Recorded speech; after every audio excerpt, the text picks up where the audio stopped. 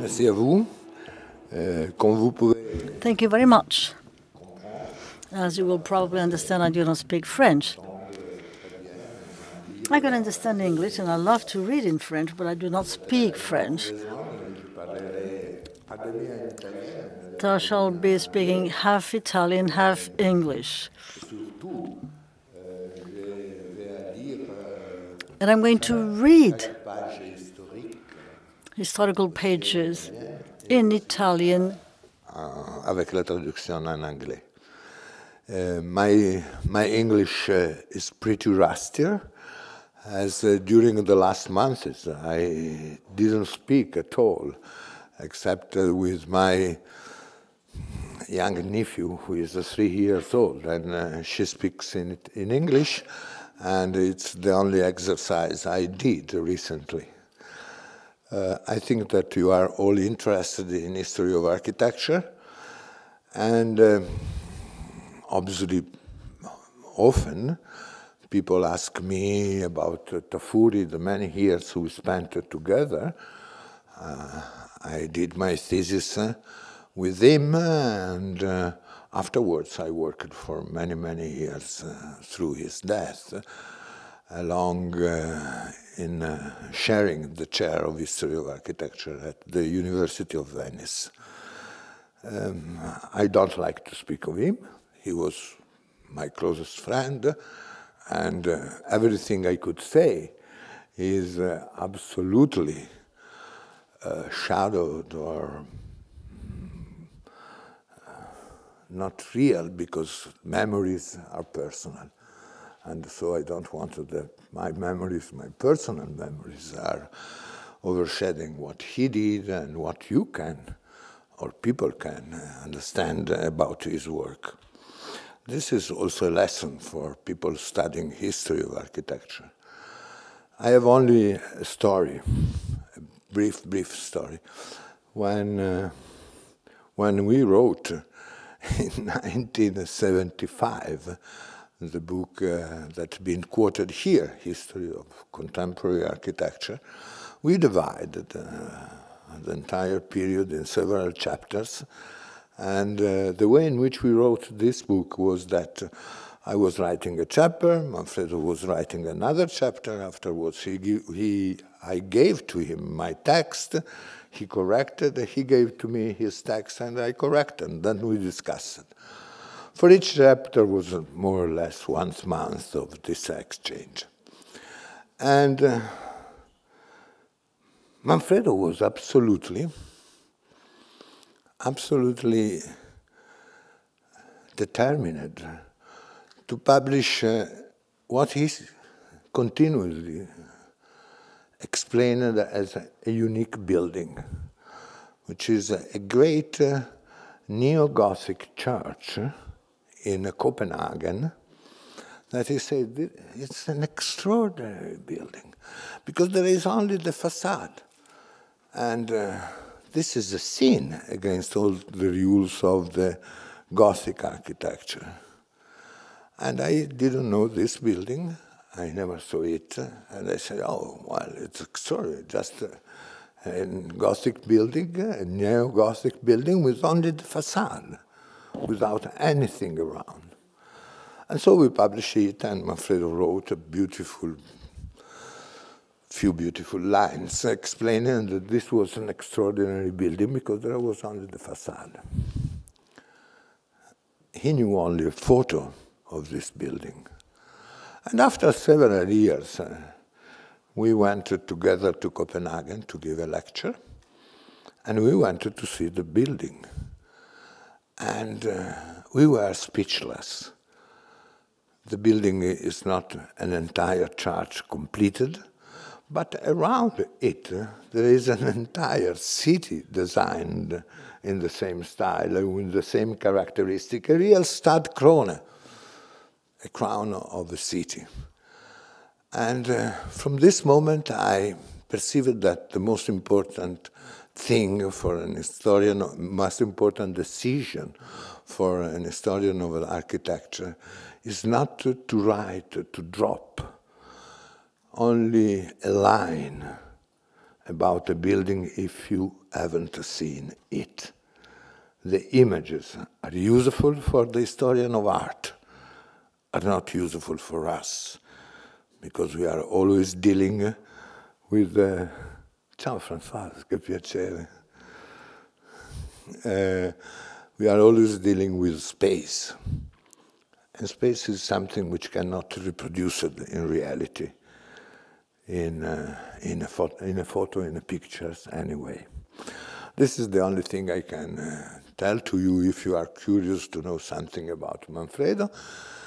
And I decided to use, in any case, two of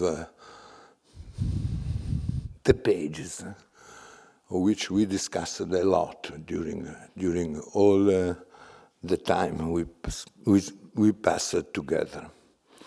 One is by Vasari, the second one is by Alberti. And they are devoted to the same architect, Brunelleschi. I am convinced, and I didn't say anymore. Manfredo too was convinced. I am convinced that Vasari is in everything, in the good sense, as in the bad one, the true patriarch and father of the Church of the new history of art. This is the idea of Julius von Schlosser, as you know. And obviously there are many, many things changed from the time in which he wrote this phrase. But really, Vasari is a kind of beginning to which we continuously have to go back. And the lesson of the pages that he devoted to Brunelleschi is something that, in my opinion, is extremely contemporary to us. It's something that we should consider for several reasons. Françoise, you'll understand, it's Italian. And to quote Vasari in English, it's a problem. I'll do it, but I do prefer for you, for my friends, able to understand Italian, to give you an idea of how beautiful is also his language. Vasari, in the Vita, I quote from the Torrentino edition, which is the first edition of the Vita, because I am convinced, as von Schlosser was, that the second edition, where he changes something, is not speaking and not so rich as the first one. But anyway, it's just something that is related to the taste of the historian. La quale opera, here Vasari is referring to, obviously, to the cupola, to the Florence cupola, la quale opera sia la sua bellezza, ella medesima ne fa fede. This is something extraordinary. The work in itself is the demonstration of its beauty. But let's read. La quale opera, quanta sia la sua bellezza, ella medesima ne fa fede. Per essere l'altezza del piano di terra a quello della lanterna, braccia 204, e tutto il tempio della lanterna, braccia 36, e la palla in rame, braccia 4,2. E si può dir certo che gli antichi non andarono mai tanto in alto con le loro fabbriche, né si messono a un rischio tanto grande che egli volessero combattere col cielo. Come par veramente ella combatta, la cupola combatta, veggendosi ella e Stoller in tanta altezza che i monti intorno a Firenze paiono simili a lei, e nel vero pare che il cielo ne abbia invidia, che tutto il giorno le saette la percuotono. parendoli che la fama sua, la fama della cupola, non di Brunelleschi, la fama sua abbia vinto l'altezza dell'aria. In the translation I have in English, we are missing several aspects, but the meaning is more or less the same. How beautiful is this building is demonstrated by itself. From the level of the ground to the basis of the lantern, it is 154 braccia of 8. The body of the lantern is 36 braccia. The copper bowl on the top, 4 braccia. The cross, 8 braccia. The wall is 202 braccia. And it can be said with confidence that the ancients never went so high with their buildings and never exposed themselves to such a great risk as to try to challenge the heavens. Even as this structure truly appears to challenging them, to challenge the heavens, seeing that it rises to such an height that the mountains round Florence appear no higher. And it seems in truly that the heavens are envious of it, since the lightnings keep in striking it every day. Please note the ambiguous meaning of the word heavens. That's changed in this paragraph, in this page. In one case is a terms which explain a measure. The cupola is so high that its eye is similar to the eye of the heavens. But at the end, the heavens become subjects. They're subject able to take a decision, a human decision, to envy the eye of the cupola and to take a revenge, to shock it every day with lightning bolts and thunders. This is a prerogative only of gods. And this opened to us a completely new perspective to read and understand this passage, which is derived from something which is absolutely peculiar. The capacity of the cupola to speak of its own beauty by itself. There is a lesson deriving from this absolutely autonomous meaning that cupola has. The work, how beautiful is the building, is demonstrated by itself. Beauty speaks by itself. We cannot add anything to a beauty which is able to speak by itself. It comes to us. A very famous, I'm sorry to quote it, now here in Paris, moi la vérité, je parle Lacan. Moi la vérité, je parle. Without mediation. The beauty is not decided by a judgment. It's there. It's evident every day. And for this reason, every day, it produces envy. Then, Vasari is absolutely clear in describing the measures of the cupola. He doesn't want that his general perception of the fact that the cupola is so high as the mountain around Florence doesn't allow us to understand how perfect are the measures of the cupola. How you should understand all the braccias, which are the real measures of the cupola.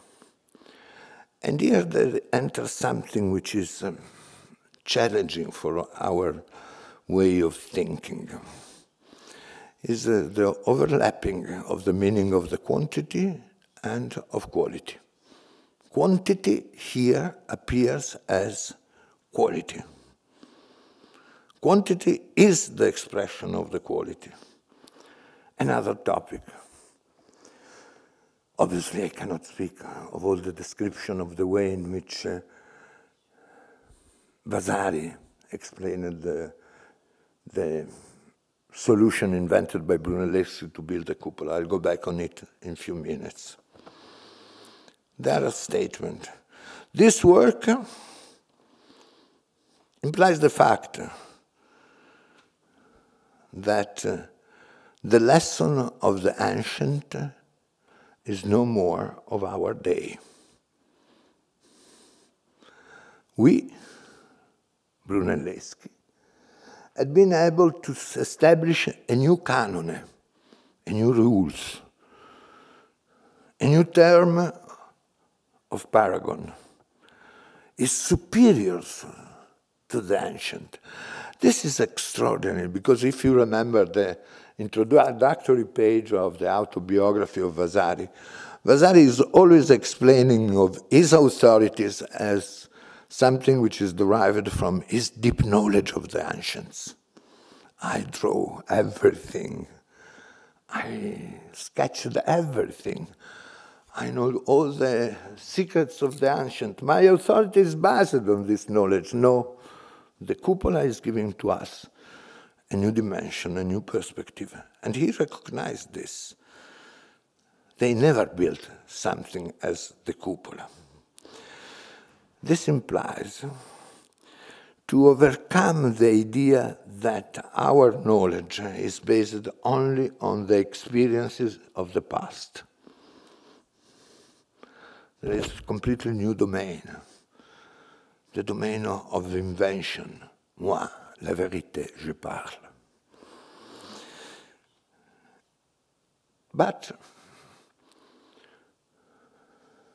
to enter in this field, to overcome the experience, to overcome the power, the very same power of the tradition, to put in discussion the very same idea of the authority of the tradition, implies risk.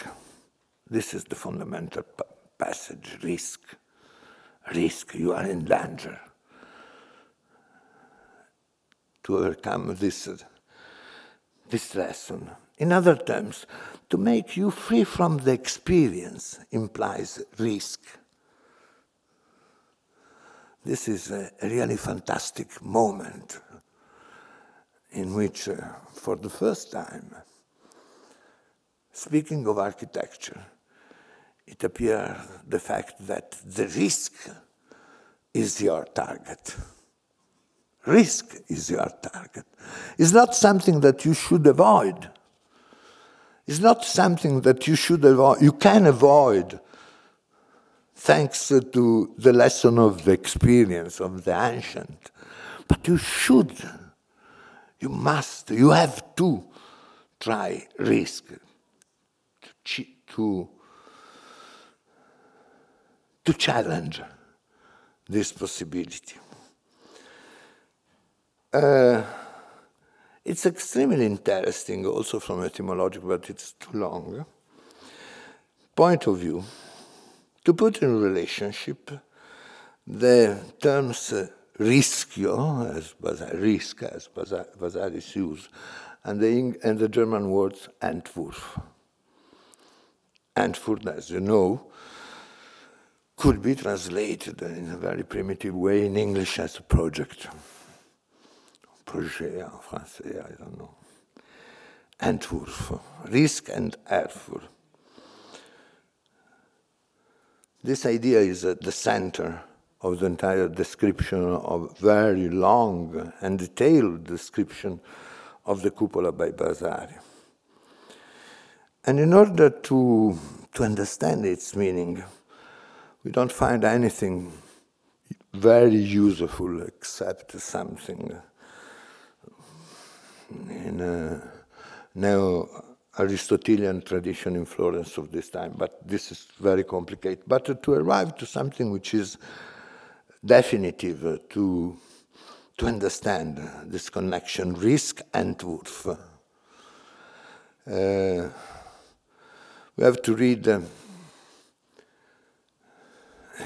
extraordinary essay by Freud, and für eine Psychologie, and for Entwurf einer, the project of a psychology, which is at the center of, in my opinion, extraordinary pages of the seminar by Lacan, 5960, Le Livre 8, where the problem is Entwurf intended as a synonymous of autonomy.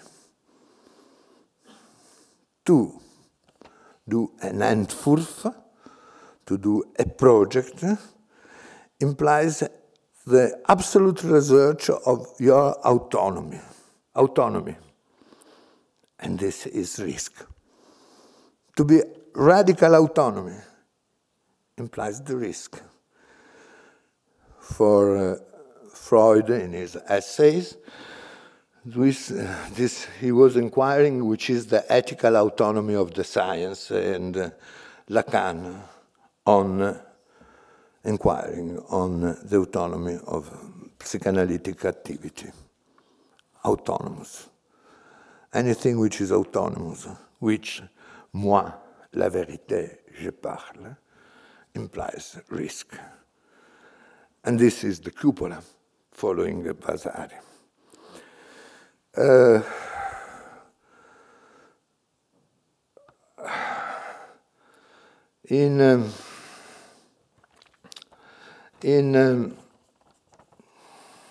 As we have seen, there is another passage that in Vasari implies the explanation of what this idea and for project and risk implies. Vasari says, in truth, heavens are invidious of the cupola, since the lightning's bolt keeps in striking it every day. The theme, the argument of the envy of the god is extraordinary, of an extraordinary importance, because introduce, not quoted, inside of Vasari's analysis, one of another aspect of what is the meaning of the cupola. Heavens, gods, heavens, which are in the same time the measure of what you do and are the subject that can punish what you do, shooting the cupola every day with lightnings, well, introduced to us another fundamental rhetorical figure, simia Dei. Le diable singe de Dieu, monk of gods, simia Deis, the man who tries to destroy the authority of the tradition being gods, to establish a new tradition. Simia Dei doesn't imply the idea. This is a very wrong way in which all the tradition derived from Agostino is interpreted usually. That simia Dei, monk of gods, implies the fact that you try to imitate gods. No. The simia is taking the place of what is the power of gods. And this is, again, the dimension of risk. Is challenging the role of the monkey of God, is to challenge the authority of gods with your meanings. And this is the most beautiful poetical expression. Really, the demonstration that Aristotle was not so wrong when in the rhetoric he established the connection between poetry and history. The authority of a poetical writing, so poetical composition is the same that can have an historical description, which is the fact that there is no authority, if you want, which should be respected if you wanted to establish the power of what you do, or what you write, or what you say.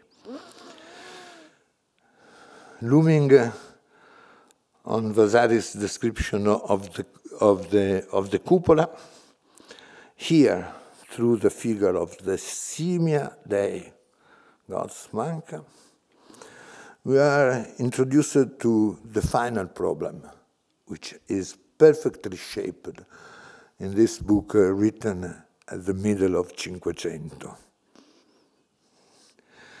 which is the demonic dimension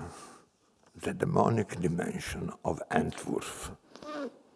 There is no Antwerp, there is no project, there is no acceptance of the risk to challenge the authority of what we think founding of our common experience, which is not demonic.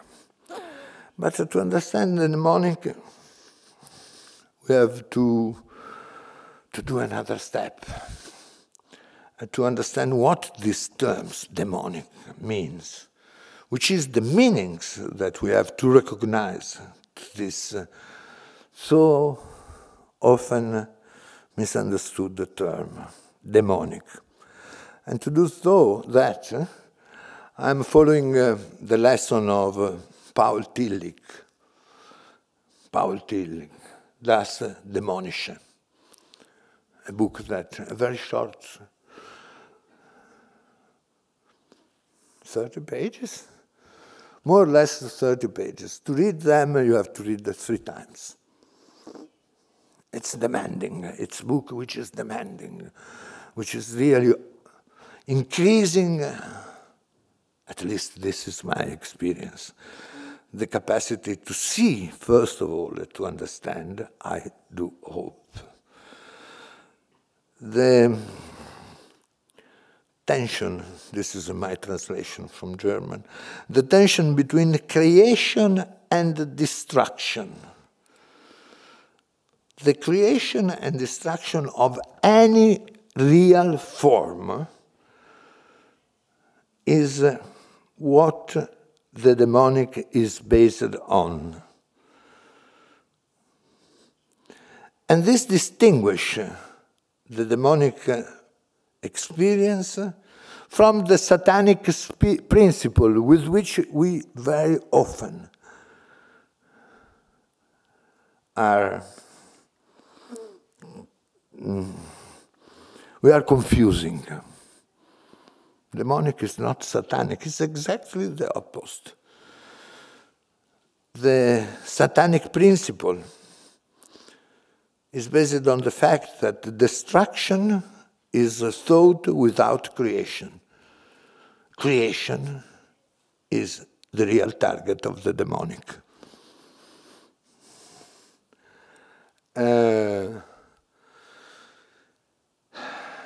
For this reason, Evans, in the Vasari description of the cupola, have a double nature. They are nature, air, I. But at the same time, they are gods. They have a will. They are subject. They are the administrators of the lightning bolts. Every day they strike the cupola. They are expression, these bolts, of a will, of the conflict between destruction and construction. The form is always exposed to this demonic nature of the real creation. If you wanted to read if I can suggest, if I can take the freedom to suggest you something which demonstrates that all what I'm speaking about is based on the research of tools, of the tools that we need, I need, to understand my time, the nature of the time I am destined to live. I suggest you to read another extraordinary book, Machtstadt und Utopie, a book written in 1940 in Germany by Gerhard Ritter, which is based exactly on this extraordinary essay by Tillich I quoted before. Machtstadt und Utopie.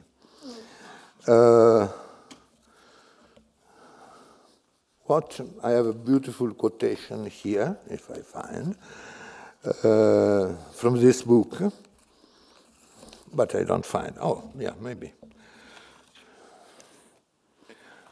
I did a lot of work to translate it again from German, and anyway, Ritter says that the demonic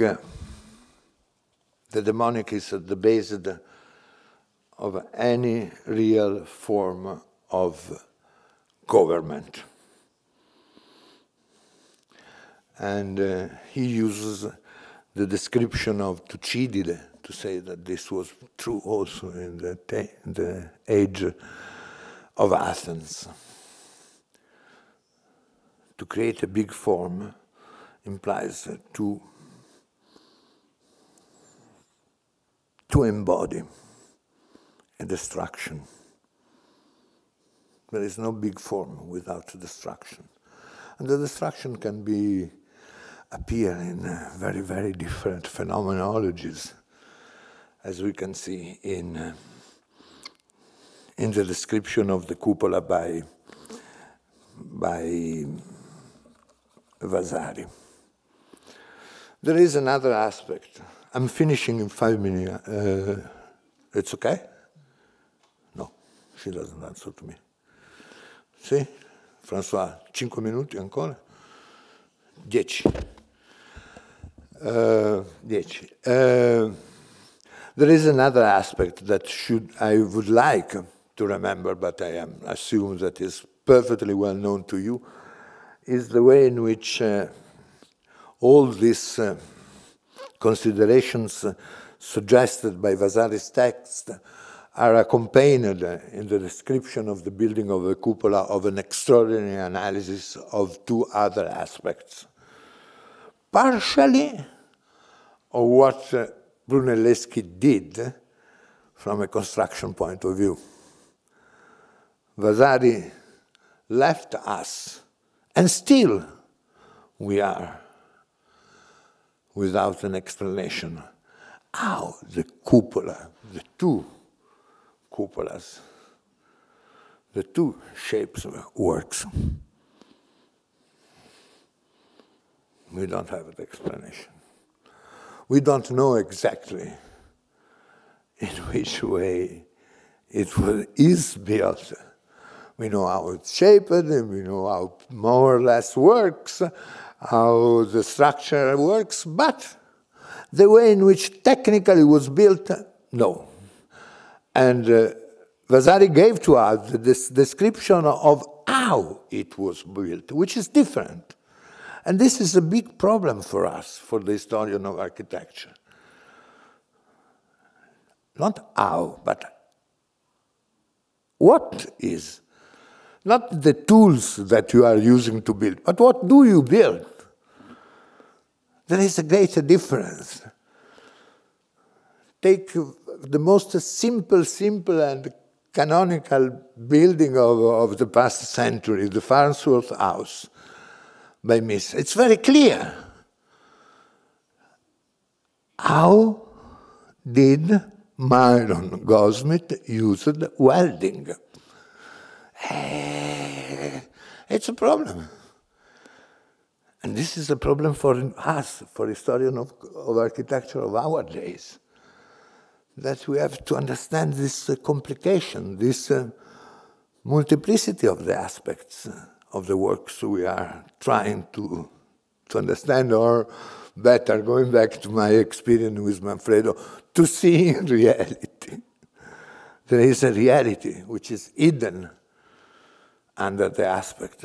Vasari is perfect. This explains that the way of building of Brunelleschi, the use of the structures imply at the end the destruction of the organization, of the traditional organization of labor in Florence. A communist as I am would say, and I am happy to say, that in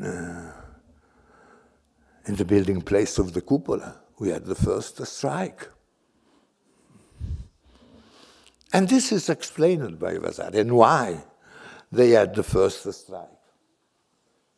But how the cupola is built inside? No way. We are always thinking and investigating. Also because in this problem, there is a little secret, which is that the authority of the tradition reappears where you don't expect it reappearing. But let's go back. Let's go back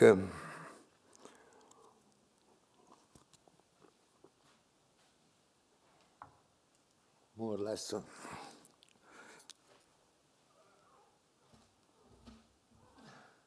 Let's go back more or less 100 years. And let's see another page.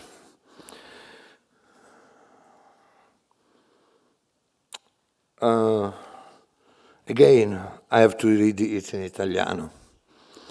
It's a page very, very well known, written by Leon Battista Alberti, 1436-35. I'm not interested to discuss, as many and extremely reliable scholars did, if this book was written before in Italian and later and then translated in Latin and so on. I don't care. It's not the subject of our discussion this evening. What we have to remember that we are 1436, 35. 1 year before, Cosimo de' Medici returned in Florence after his exile, establishing the long tradition of the power of the Medici family on the Florentine Republic before and afterwards on the kingdom that they ruled for so many years, for many decades. And the other aspect, remember, Cosimo is coming back, is giving a new shape to Florence, is destined to give several popes to the Roman Church, this family. It's a gigantic power, which is entering inside of the tradition of the Florentine Republic. And he dedicates De Pictura, not De Re Edificatoria, De Pictura, to Brunelleschi. And the most extraordinary passage we can read in the prologue, in the introduction to the De Pictura, is devoted to a man he called Pippo. Brunelleschi, Filippo. Also today, if you have a friend who has the name Filippo, when you go to dinner, you call him Pippo. And Alberti, who was much closer to Pippo than Vasari. Chi mai si duro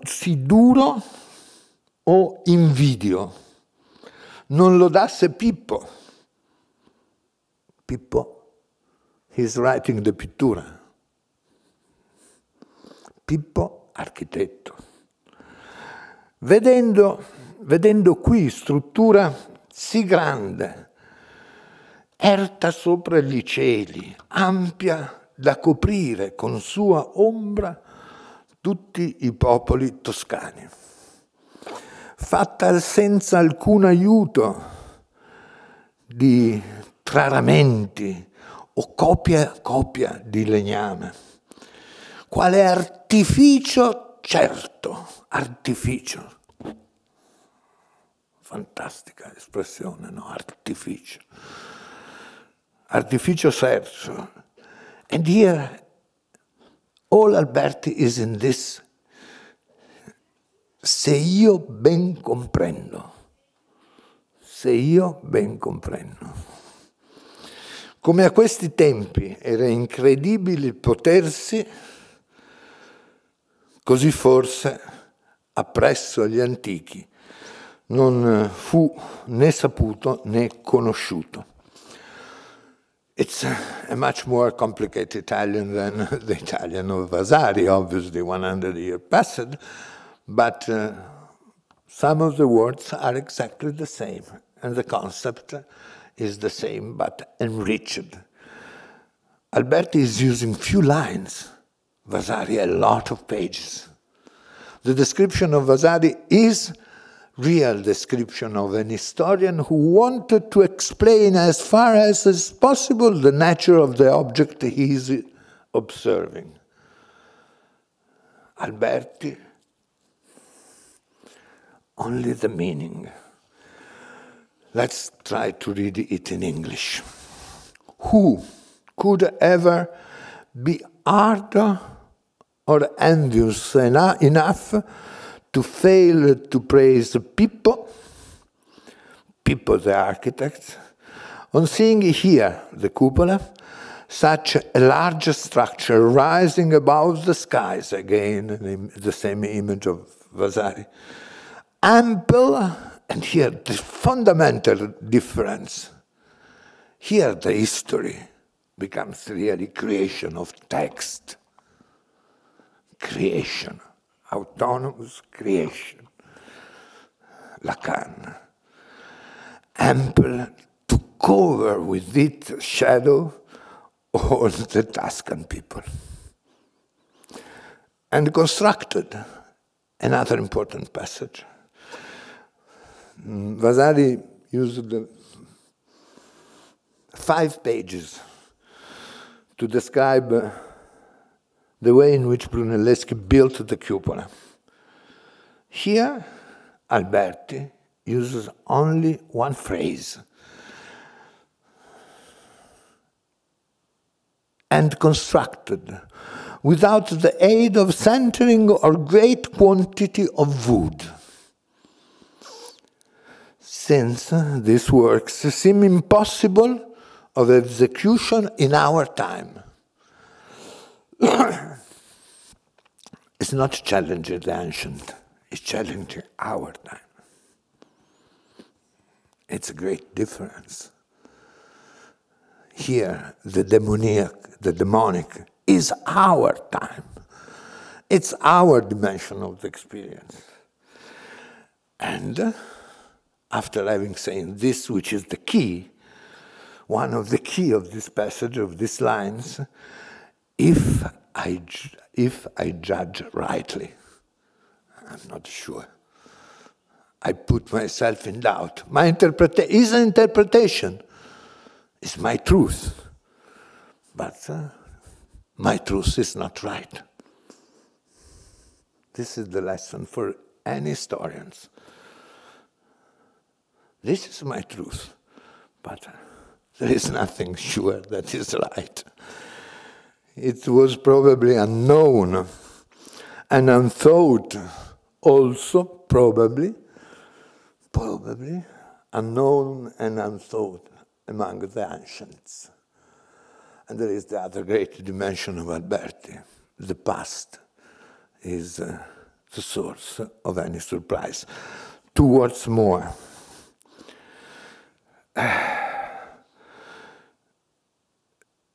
Alberti is reducing all the description of what are the center of the pages devoted to the construction of the cupola in Vasari, to the idea that the cupola is the byproduct of economy. Of economy.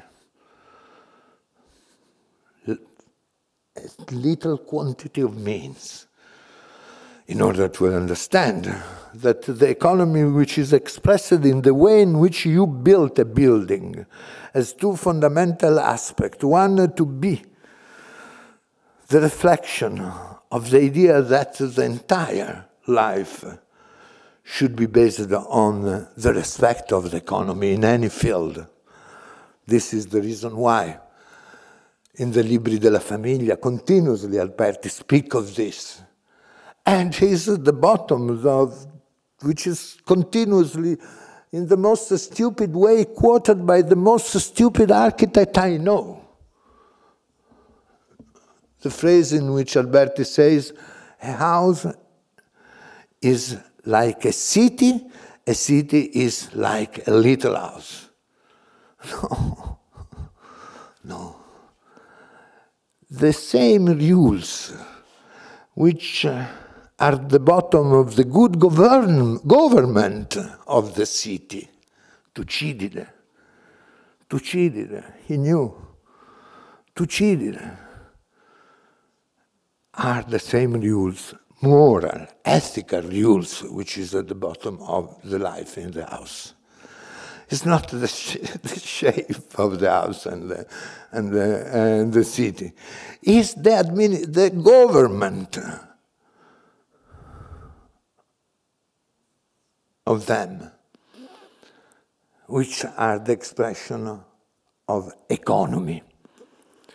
And Alberti arrives to the point in which he explains that also speaking and expressing yourself, you should be respectful of economy. Economy is also at the bottom of the communication. Economy is also the synonymous of architecture. The language of Alberti is based on this. Research of economy, the perfection of the use of meanings and the way in which they take shape in relationship to the functions that you have to satisfy, which is at the bottom of all this dialogue with Rucellai. It's not a general value economy. It's the demonstration that you are challenging the needs and the condition of your life with an ethical, moral way of respecting what you have at disposal, first of all as an architect. It's again in the center of his explanation, of his, let's say, homage to people and to the cupola. There is this idea that the cupola challenge what for Aristotle is the most incredible expression of the nature: air, light, transparent, continuously changing, continuously embracing and caressing our bodies. Air, with instead is absolutely earthly. the materials, the things, the poor things of the architects. And here, again, the key, and I conclude with this, again, the key, in Alberti, with the materials of building which are the expression of our poverty in the world which is shaped by air, by the beauty of the air. The human beings, they have poor materials, stone, earth, water, poor materials. And they are always fighting with the weight. We are always fighting with the weight, our poverty. But through using in an economical way, which means ethical and moral way, the materials you have, thanks to the condition of the poor inhabitants of the earth, you can challenge the air and produce envy also among the inhabitants of this world, heavens, gods. I think that to think about this lesson implies to think about the work we do. If we have not only the tools to challenge this way of interpreting the past, how can we increase the number of the tools that from these lessons we can derive, and then be very respectful of what we see, not as Manfredo was when he said that the church was just only a facade. Thank you.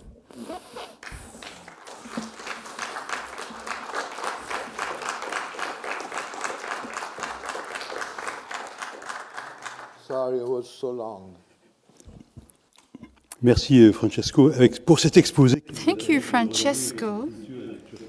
Here we went back to classical culture, Renaissance culture.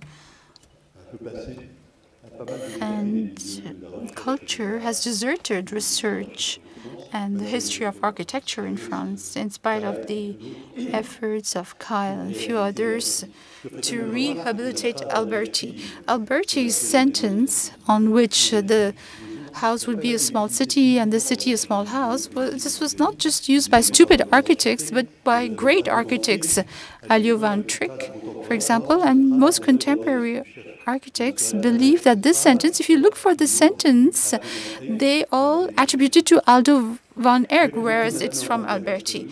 I would like to introduce Beatriz Colomina. She's an architect and historian, Hispano-American.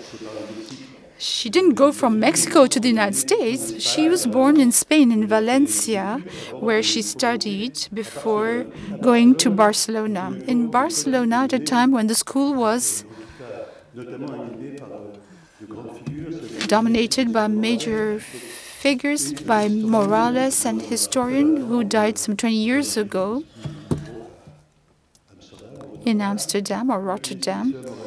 And Morales, besides his job as an architect, he was a specialist of Gaudi and Catalan, Morales. And another figure whom I really like, Josep Cuedlas, who is a very delicate analyst of the person and the work of Le Corbusier.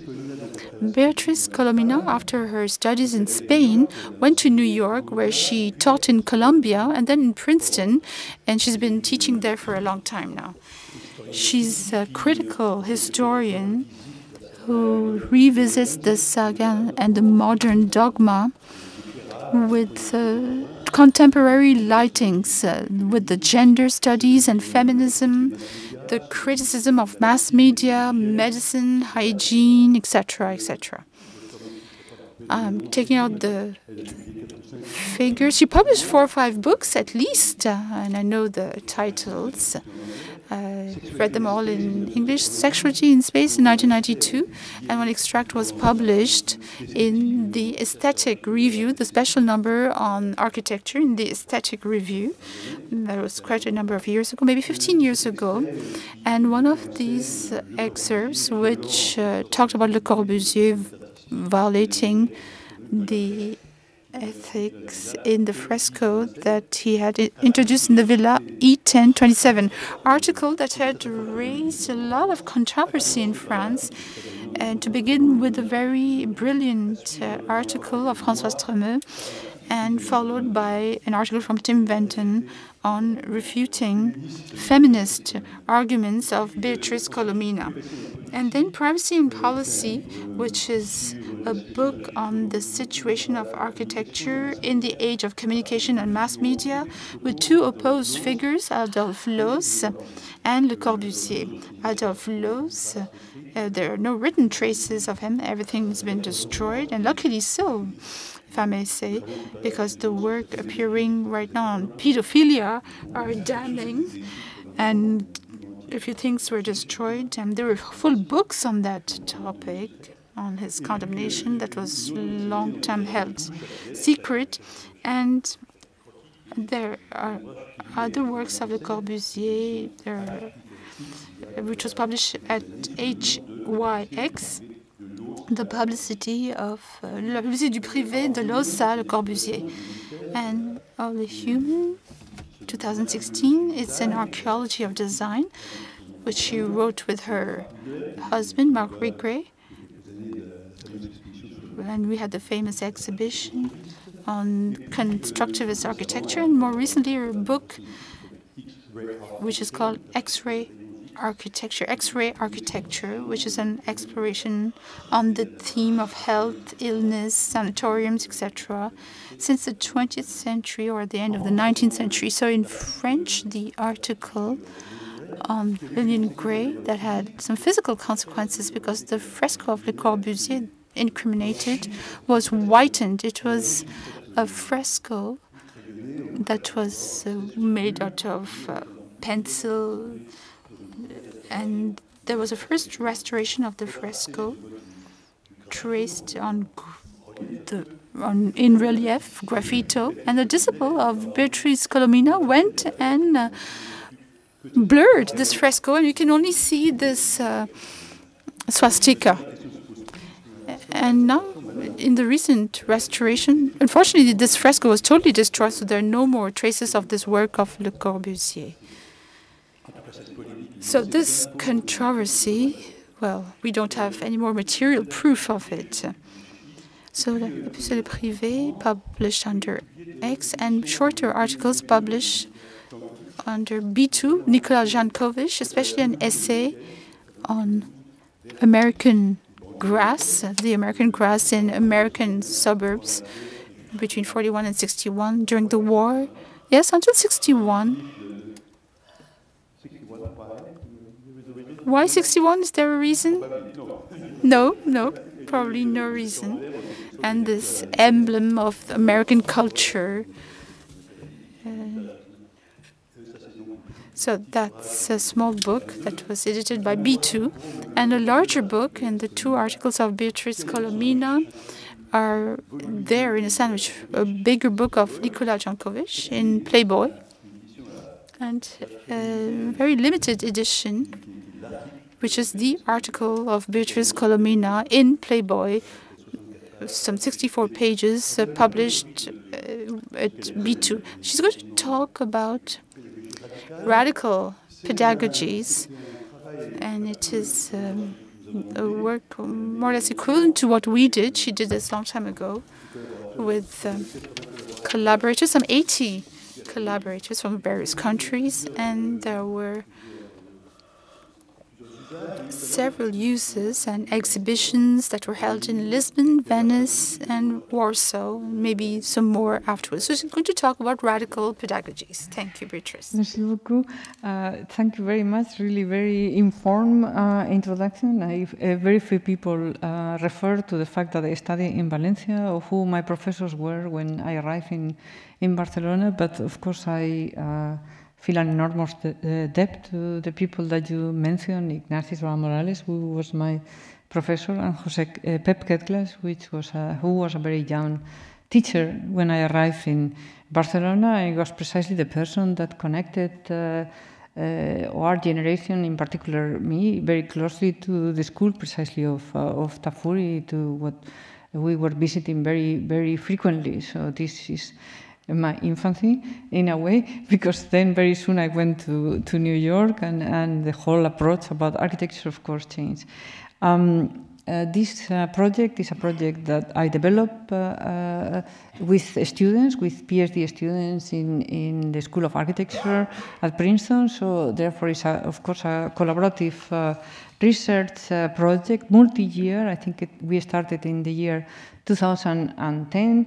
And it has involved, of course, deep archival research work, oral histories, interviews with all these protagonists, but also lectures and workshops with these surviving, you could say, protagonists and scholars. But let me start by reading these images. Let me see.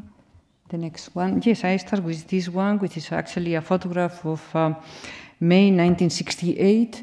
Which you may know is a very canonic picture, where you see Giancarlo De Carlo in really a vigorous debate with the students that are about to they want to take over the Milan Triennale in protest, right?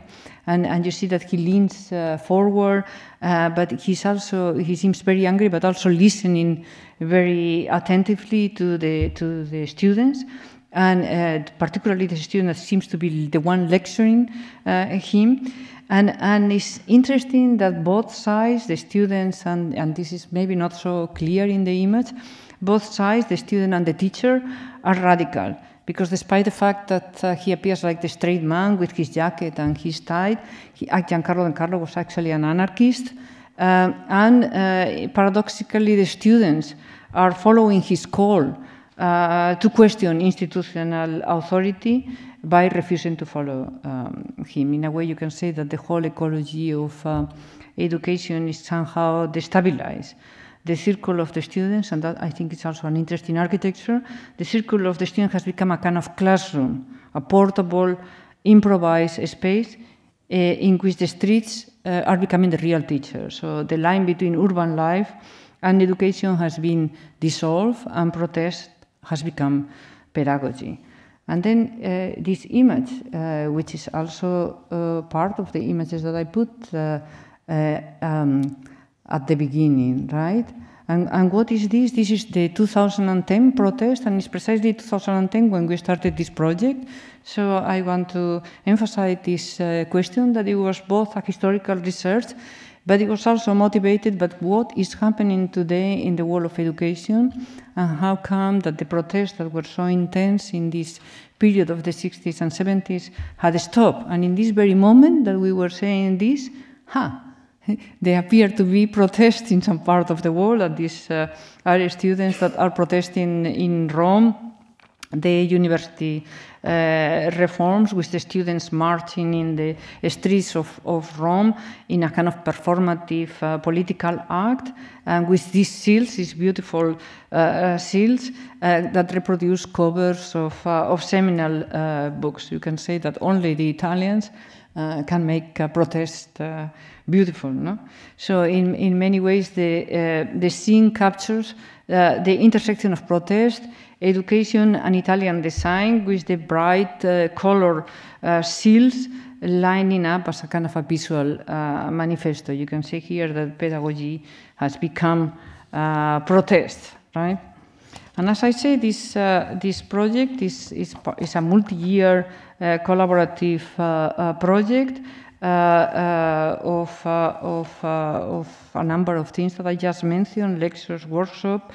And the important thing, I suppose, is to insist that the organizing paradigm of this work that I do with the students is collaborative work, in which the distinctions between teacher and students, and between scholars and protagonists, are somehow blurred, deliberately blurred, right?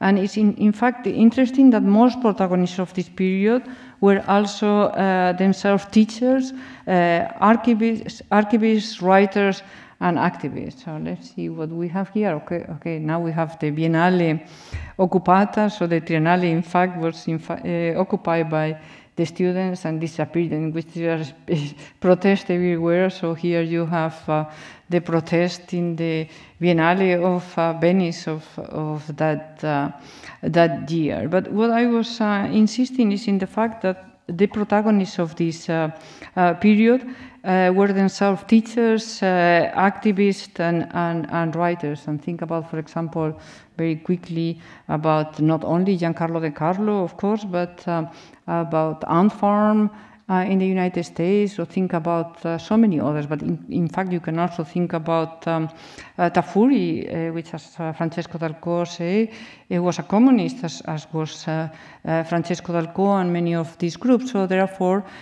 this is activism as well. There is an intention in the research and in the teaching. Likewise, you can think in the United States about groups like Women in Design. This is the poster of Sheila de Bretteville in 1975, who was part of the women's building, together with Judy de Chicago and Sheila de Bretteville, of course, and Arlene Raven. This is the Women School of Planning and Architecture, which was an experimental summer school established in 1974 and bringing together women students from many schools in the United States. So they will pull women students from all the different colleges and educations and organize these summer workshops. And of course now we are very concerned with the question of race and architecture, but many people have forgotten how important it was already in this period. This is the group TAR, the Architects' Resistance, which emerged precisely from protests and shutdowns in 1968-69 again. And it was also a network of architecture students and faculty from different places, like Columbia University, MIT, Yale University, and other schools of architecture. And you can see here architecture and racism. We haven't returned to these topics until very recently in the United States with the whole question of Black Lives Matter. So it's very, very interesting to return to this moment in history and realize how we have been neglecting all of this. Okay, this is actually protest that took place in Berkeley campus. Again, a very current topic, the question of accessibility of people with disabilities. But this is protest that took place already in '64 and led to the collaboration of between these activists and the School of Architecture. So the Center for Independent Living was established in Berkeley, in which faculty and students of architecture were collaborating with these activists, and it helped design the campus and make it accessible, and also the housing of people with disabilities. And what is interesting is that it had a real effect in the world. It always has a real effect in the world. I always have to remind the students they have agency, because for a long time in the United States, coming from Spain in which after '68 we never stopped fighting because we have a dictator, we were always in the streets, that you have agency and things can happen. Of course, it took a long time, but the so-called passage, the Americans with Disability Act, which passed in 1990, is in many ways the result of these initiatives. And what is interesting is that the students of architecture were involved from the very, very beginning, from the 60s and 70s. And you see here some of these events in Berkeley. So you see how significant it is that many of the things that we are returning to right now, seriously, were already in place in this period. Well, in fact, the project of radical pedagogies that I'm talking about today is part of a series of experiments which go back at least 20 years. The 20 years is 2000, which was the year in which I was made director of the PhD program in architecture. And the initial idea was to try to find a new educational model where instead of having PhD students working in isolation in some kind of obscure research, which of course they do eventually, you take students in the first year when they are more fresh and frightened actually, and you work with them collaboratively in the research. And also very important, this research is always oriented towards the production of something, whether it's a conference, an exhibition, a book, or a film, or all of the above, right? So the pedagogical aim is not simply to reflect on different kinds of media, but to produce media, to learn about communication but by communicating. In that sense, it may make sense to give a little bit of a history of the PhD program. It's now about 50 years that PhD programs in architecture were established in the United States. And in my opinion, at that time in 2000, I thought it was about time that we start to rethink these programs. To give you a little timeline, 64 was Penn, 68 Cornell, 70 Berkeley, 73 Princeton, 74 MIT, 87 Harvard. Harvard didn't have a PhD program in architecture until 1987. Columbia University didn't have a PhD program until 1994. And Yale University was 2009. So in many ways, many of these programs are now very young. They're in their infancy. The programs that are more similar to what we do now are the programs like Princeton, 73, and MIT, 74, where people like Stanford Anderson and Rosalind Krauss collaborated in this history theory and criticism.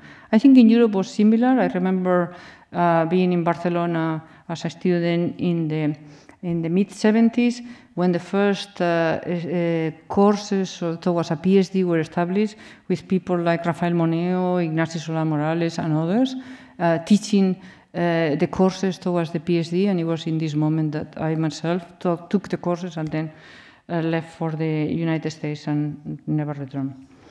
In my view, the model of the isolated scholar is no longer adequate to our times, and I thought that the collaborative applied thinking of design studios could act as a model for scholarly research.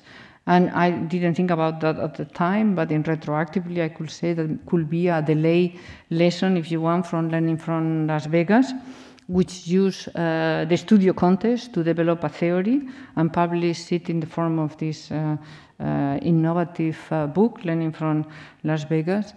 In reverse, you can say that we treat scholarly research as a kind of a studio project, both in the sense of a collaborative laboratory and in the sense of treating research itself as an act of design.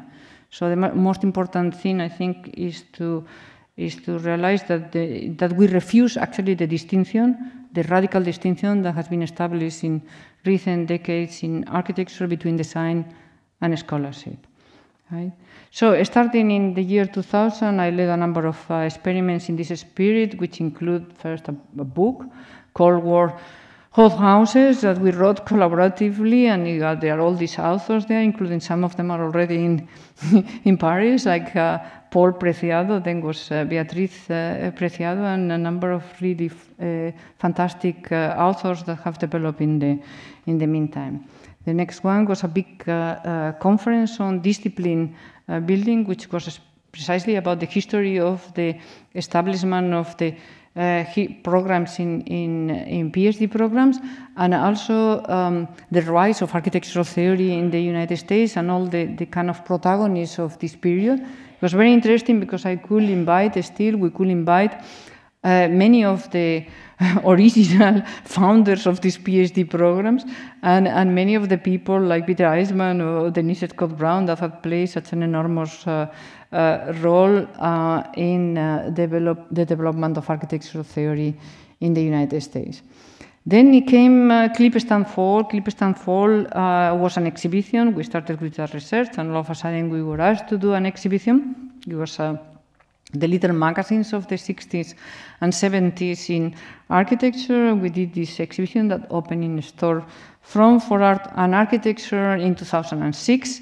And here you have some images very quickly of the exhibition, the wallpaper, of the covers, the the folding doors, the bubbles where all the originals were included. We had no money. A storefront is a very poor, for art and archaeology, it's a very poor gallery in Manhattan. We built everything. We were there at 2 o'clock in the morning building the exhibition. We even put up the wallpaper. Everything was done by us since we were in New York, and New York is easy in the sense that we could have every night and a session. For example, this is a session which was with all the protagonists that started oppositions to discuss what led them to the funding of this publication. It was so incredibly crowded that it was a standing room only with hundreds of people stuck into this gallery.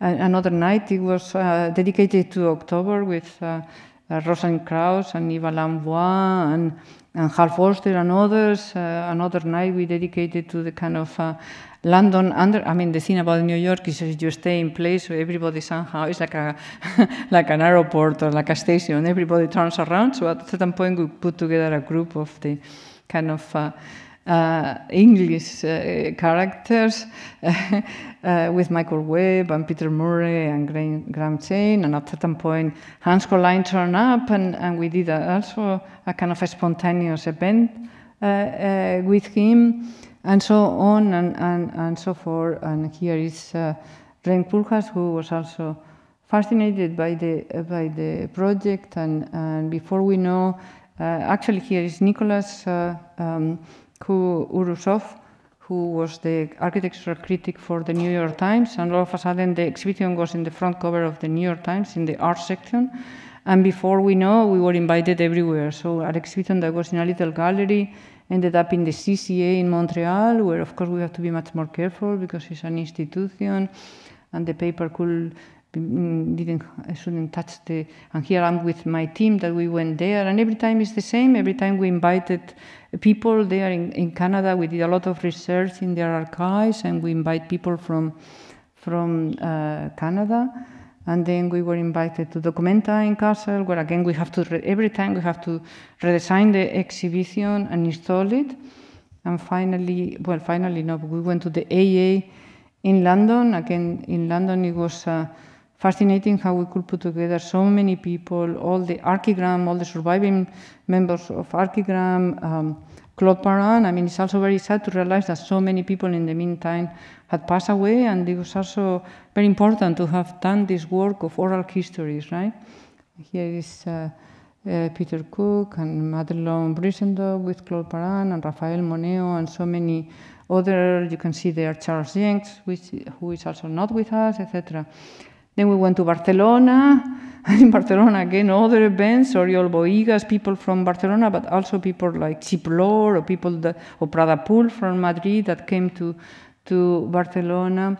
And again, these talks were being incorporated into the exhibition, so it was not an exhibition that went from place to place, but an exhibition that every time generated new knowledge and new ideas that were incorporated into the next version of the exhibition. So in a way, it's an alive exhibition, an exhibition that reacts to the people that see it and incorporates their reaction. And here you have some images of the exhibition in Barcelona.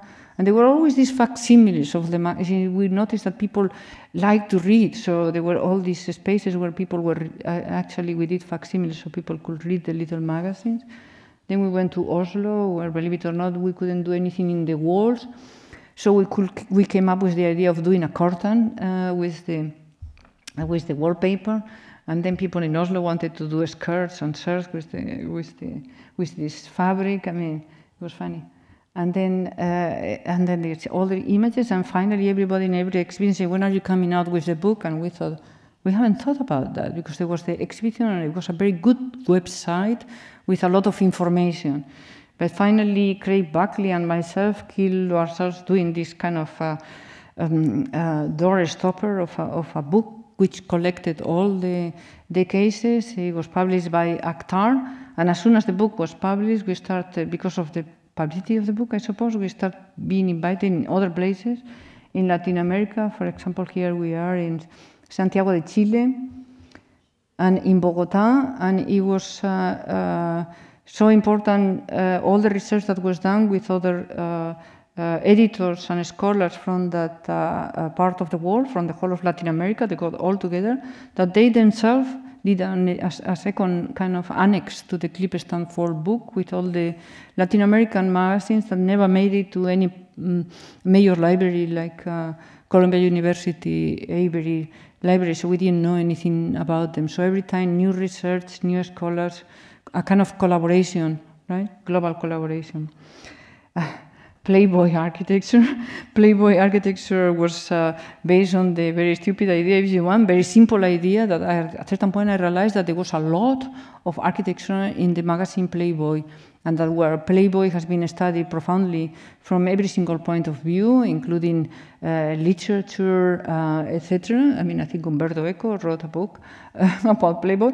In architecture, we have neglected that from the very beginning. They cover, of course, they started in Chicago, so of course Frank Lloyd Wright and Mies van der Rohe, but then the whole generation of the 1950s architecture, and then all the radicals of this period, they are in Playboy. So we did a huge research looking through all the issues of Playboy magazine, and did an exhibition in Maastricht, in the NIE, and in Rotterdam, NIE too.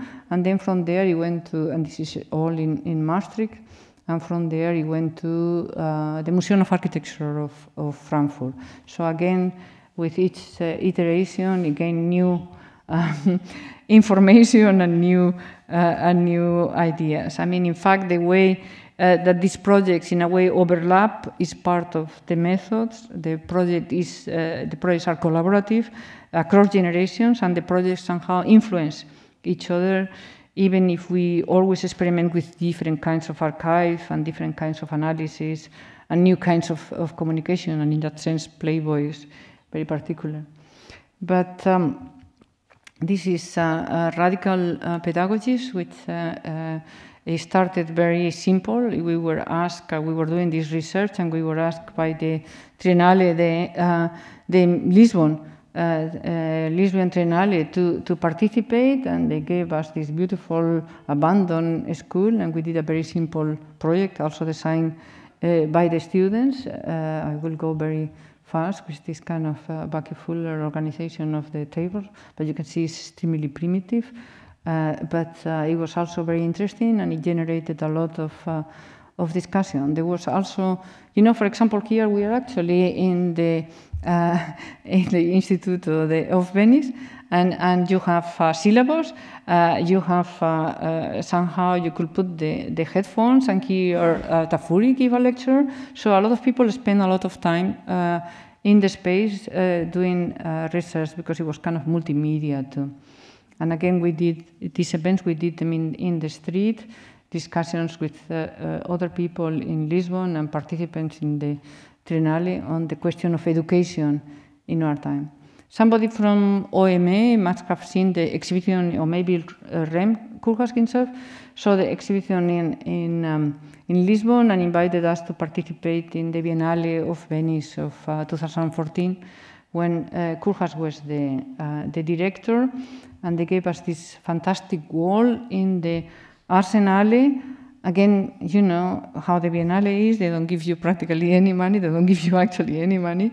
So we managed to build it ourselves. Some students are very smart. They got this company that donated all the plywood, and they actually installed the plywood, but everything else we did. We did the paint. We put all the case studies there that are organized by latitudes. Here we are still mounting, and here they are rehearsing some dance that was in front.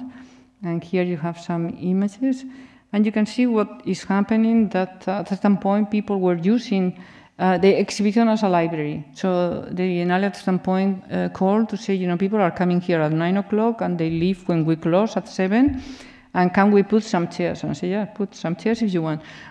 And there were these people that were there the whole day taking notes and using the book, and we were very happy with this idea that it was generating. In this Biennale, we actually received honorable mention, and here we are. I mean, I told them, this is a collaborative work. I want the students to come up, and they say, no, only one person comes up. And I said to the students, when I come up, just wait 1 minute and then come up yourself, and then all of a sudden, and you see Barata is a little bit perplexed, what's going on here? All these people on the on the stage, and all of a sudden, and on the other hand, Rem seems to be amused by the situation, and then all of a sudden Barata seems to be thinking that this is okay anyway. And we started something which I think it was important, because all the architecture firms follow the rules always, and only one person will go up, the architect, despite the fact that there was all this big team of people that were put in the exhibition. So in a way, you also have to educate these institutions by kind of disrupting the thing. The interesting thing is, after we received this prize, all the next architect firms that were receiving whatever prize, they got all the people that have been working with them in the installation up into the stage. So I think the idea, to recognize the idea that architecture is a collaborative practice, was a very important part of this. Anyway, in radical pedagogies, we started with cases like this, very concentrated in Europe and the United States, as you can see, and some cases in Latin America. And then it starts growing, and we have more and more cases in Latin America, and then more and more cases in Africa, and more cases all over the world, to the point that now that the book is about to come out, there are more than 100 cases, I think 116 cases, and 123 contributors from all over the world. So the project have grown from being this team of students that were working with me in the research to collaboration from all over the world. These people, through the website that we established already for the exhibition in Venice, they will write and say, but didn't you know that there was a little kind of alternative school in Argentina when all the professors were thrown out because of the dictatorship, and we established this school called La Escuelita, where, for example, Aldo Rossi was very important, and no, we didn't know about that, but you can write the case. And likewise, somebody will say, you know, in Kumasi this, or in Baghdad, or so all of a sudden we have cases from all over the world, Australia, New Zealand, Asia, multiple places actually also behind the Iron Curtain, if you want. When we went to Warsaw for the second iteration of the exhibition, we team up with the scholars there, and you won't believe, but a number of incredible cases that were in the east of Europe came up. Of course, some cases are well known, like Oscar Hansen, but many others we didn't know, and it was also a collaboration with the scholars in that part of the world. So again, every exhibition grows as it goes to another place and becomes, even this is incredible because it's become, like I say, hundreds of people contributing. So it's like almost an open, how do you call that? Crowdsourcing. It's very contemporary, you know, this idea of the crowdsourcing. Well, the key point here is that the key point of the radical pedagogy project is that radical pedagogies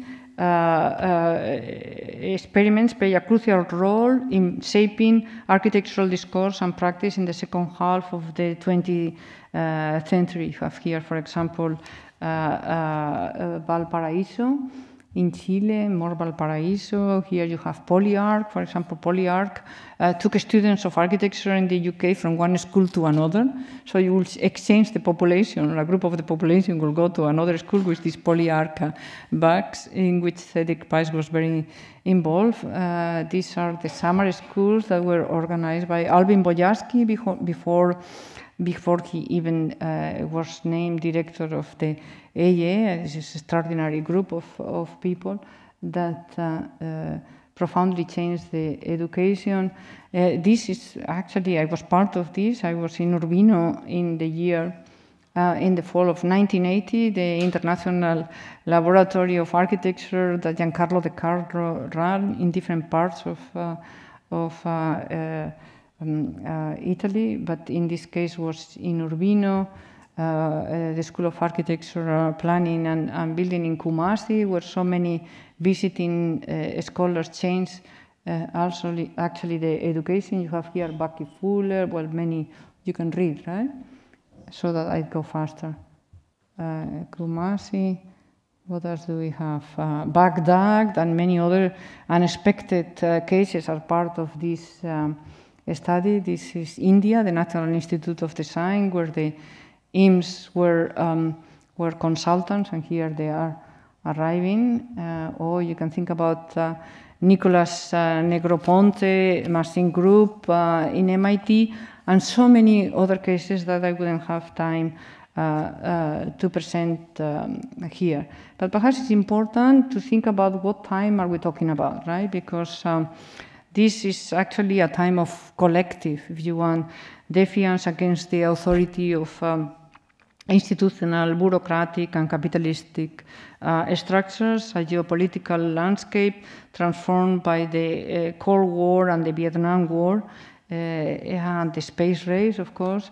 The month of May, these are actually an article in AD magazine, Cities and Insurrection, and you, of course you have here the whole. I don't have to explain anything to you about the protest in Paris against the École des Beaux-Arts and all these beautiful posters produced during these May revolts that you know much better than me. So I'm just going to pass very quickly these images and how they were reflected in all these little magazines like the Carré Bleu or Utopie or even Casabella, right? So it's being reflected in all these magazines. But it's also important that it's not just May 68, but also every dimension, if you want, of society and every dimension of architecture. For example, here you have the squatter settlements, squatter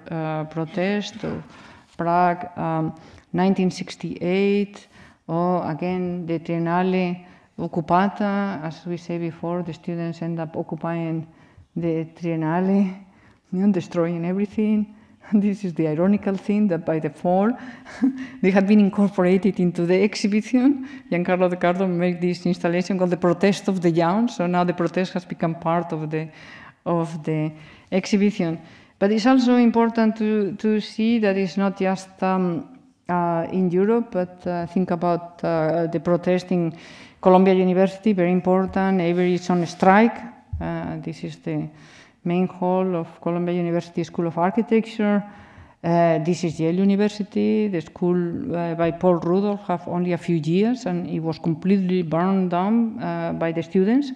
And a banner, "Free the Panthers," appeared on the burned building. This is a time in which the students were protesting in the street, protesting the trials of the Panthers, "Free the Panthers." It's significant to think about this also in our times. But it's not just Europe or the United States. Think about Valparaiso, even before 68, the protests in Valparaiso, the student protest in Mexico, which, as you know, led to so many dead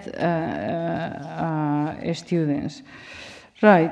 So, of course, the background of all of this is the Cold War and the Vietnam War and somehow a domestic environment. I mean, think about all these images of in Life magazine, the satellite, why the Reds got it first and what happens next. And then on the orbit, this paranoia that there was this eye in the sky spying on the Americans, right? But this is the interesting thing, is that this is not, architecture is not impervious to that. So you see this reflected in architectural magazines in so many different ways, like the space program and the space shoot as a new minimum housing unit, right? And all this plastic, which of course affects all these utopian projects that are developed in these years, whether it's pneumatics or House Rocker Core or Villa Rosa, etc. So, where are we? So I start improvising and I forget what I was saying, which is important because I have the translators probably saying, what is he saying now? So whether in the form of these high-tech spaceships or the informal, which, as you see, I mean, some people think that the attention to the informal is something that started a couple of years ago, maybe a decade ago. But you can see that it's very much part of the discussion in this period. For example, Arquitectura Autogobierno is talking about these questions.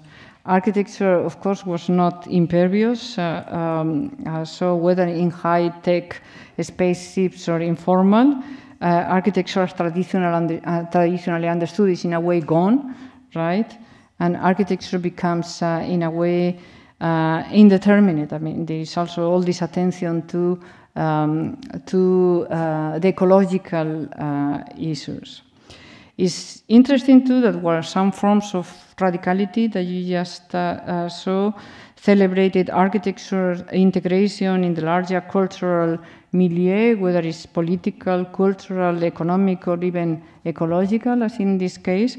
Others, and it's also for us important to reflect on this, responded with a retreat into an investigation of formalism, right? So this is the case, for example, in the case of Bernard Horsley or John Haydock, and the questions that will finish in places like Cooper Union, right? So it was important to us to think about, to include these kinds of projects, because it came from a reflection that actually radical comes from radix, from the Italian radix, the Italian radici, as something belonging to the roots, belonging to the foundations.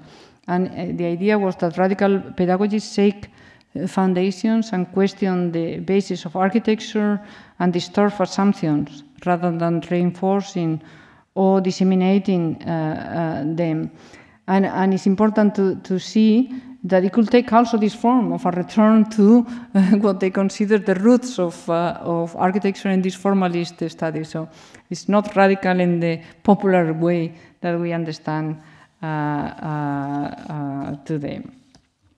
Education, anyway, became a vehicle for all these subversive actions that we are talking about, whether it's in Mexico or in the AA, where you have this magazine, for example, Arts, Architectural Radical, Students and Education, and so many other magazines. So alternative visions of the discipline were generated through progressive pedagogical initiatives. And radical pedagogies challenge conventions at different scales. They relentlessly question the institutions of education and probe architecture disciplinary assumptions and aim to disturb architecture relation to the social, political, and economical processes. A way to kind of capture what is happening in this moment is perhaps to think about the AA, now that we are with this magazine, Arts, in which actually everybody in the School of Architecture was being criticized by the students and by other younger generation of architects. Here is Alvin Boyarsky, the dean of the school, on top of an elephant. But perhaps for me, the person that best captured those years at the AA is Rem Koolhaas, which in this interview, which is about this moment, is a later interview, it's not 1972. He says, he's asked about this moment, and he says, the scene, London's Architectural Association, 1970-1972, which is the years that he was studying at the AA. A school abuzz in sex, drugs, and rock and roll. David Bowie hanging at the bar. For a studio, write a book if you want, dance, or piss your pants if you want, structure or codes, or HVAC, which is heating, ventilation, air conditioning, isn't it? Go to Switzerland. right? So anything practical, you have to go to Switzerland, because over there is not what is happening.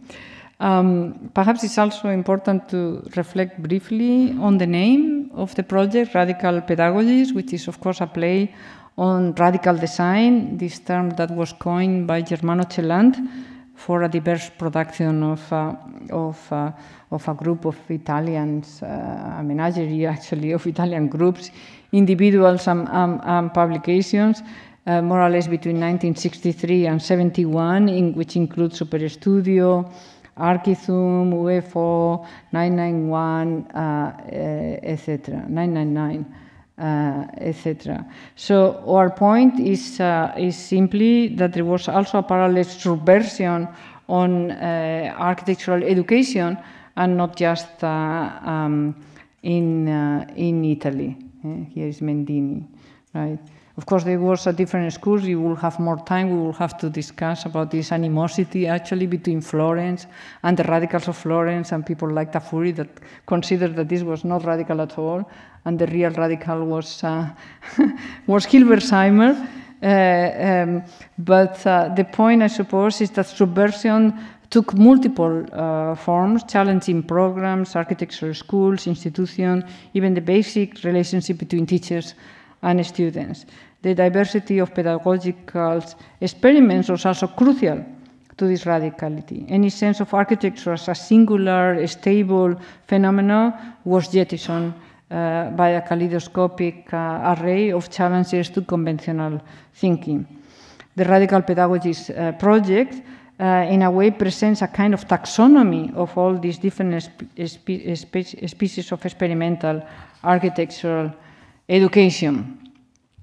I'm not sure how we are doing with time. We have a little bit more time. So I'm going to try to conclude very quickly with this question that emerged at a certain point in our research. The question is, radical pedagogy is an oxymoron. Because if radical means going back to the roots to change the system, and pedagogy implies a system, then radical pedagogy seems like an oxymoron. But perhaps this is also true of all radical practices. You need a system to undermine an existing system. So in that sense, radical pedagogies might be a sort of transitional phase, that is, a system is developed to undermine an existing system, but eventually the new system is institutionalized and no longer radical, and it will have to be undermined by another radical practice. So in a way, in the same way, you can say that every avant-garde somehow inevitably becomes a monument that needs to be challenged by another one. Think, for example, I don't know, après-le-cubisme or postmodernism, or etc. So every time there is... it is, in fact, important to remember that all avant-gardes are systematic, even before they are absorbed by the institutions of the market. So radical pedagogy is not so much an oxymoron, it's that key phase when a new system is used to undermine an existing, an old system, right? So from formal meetings like these ones in Ulm, and here you have all these fellows, Rainer Banhan and Bucky Fuller and Maldonado, etc., and these other meetings, when Tanfuri was first invited to Princeton, the School of Architecture, a school where I teach, and you see Peter Eisman and Mario Gandelsonas and Tony Bidler and Diana Agres, who was actually the person that invited him to formal dinners. Dinners tend to be very important. These are the dinners in the Institute of Architecture and Urban Studies, but if you pay attention, you see not only all the people from oppositions, but also Rem Koolhaas and other people hanging around the Institute, to Greek parties like these ones in Valparaiso, to meetings in the grass. This is Bucky Fuller in Carbondale, or meetings in the beach, where the students and the teachers again form a kind of architecture, etc. So this is some of the examples that we have dealt with. Let me see what is here. Rancière. Why did I put this here? Because this book and these ideas of the ignorant school master were very important to me. You know, this little book that narrates the intellectual kind of adventures of this Joseph Jacotot, which is a fictional lecturer in French literature that discovers that he can teach things that he didn't know. And that triggers a process of emancipation. So Rancière presents the essential act of mastery, of explication, as a form of stultification, which assumes one intelligence to be superior to the other. I was inspired by this because at a certain point, teaching, I realized that it was possible to teach things I didn't know, and it was actually more effective. So to engage in research with the students about a topic of which I may know a little bit, but not a lot, and to work collaborative with them was essential in kind of reducing the effect of the stultification, the effect of the mastery, the effect of the oppression of the students, because I'm always surprised by what comes to the surface, by what they are discovering, and in that way I became integrated as part of the teachers. Well, we don't have time, so I'm just going to go very fast with the images. Here you have Bucky Fuller. Bucky Fuller is in many places. Here is in Black Mountain College, and here is in Black Mountain College, and more Black Mountain College of Princeton or wherever, right? And in Nigeria. It's very important that starting in 1948, he had basically invented a new kind of school, acting as a parasitic workshop in other institutions. He calculated at a certain point that he was teaching 50,000 students in 160 universities all over the globe, and argued that the classroom of the future will be exponentially larger and will be computers and two-way televisions. So the university will become what he called education automation. Ulm, for example, is very, of course, precedes 1968 by a lot, and is good design as a way to create a better society. You think there is all this morality that through design you somehow will teach the German democracy. Here is the Texas Rangers. We don't have time. Cooper Union, more Valparaiso, the Falens going out into the street, all the protests in Mexico, Sao Paulo, USP, La Escuelita, precisely where it was formed by all these professors that had been thrown out of Buenos Aires University by the dictatorship and formed this alternative school. This is very well known, so I don't say anything. Learning from Las Vegas, the Institute of Architecture and Urban Studies. This is important. Actually, the Universitas project at MoMA, launched by Emilio Ambas, and with these incredible characters as part of the story. I mean, actually, if you want to know, Henri Lefebvre, Michel Foucault, Tomás Maldonado, Martin Poli, Umberto Eco, Hannah Arendt, Karl Soske. I mean, unbelievable number of people at MoMA discussing precisely the question of education. We haven't had this kind of education until recently, and I'm very impressed by the work you've been doing here with the education in France, and I think it's part of a renewed interest in what education is and what can be in the future, right?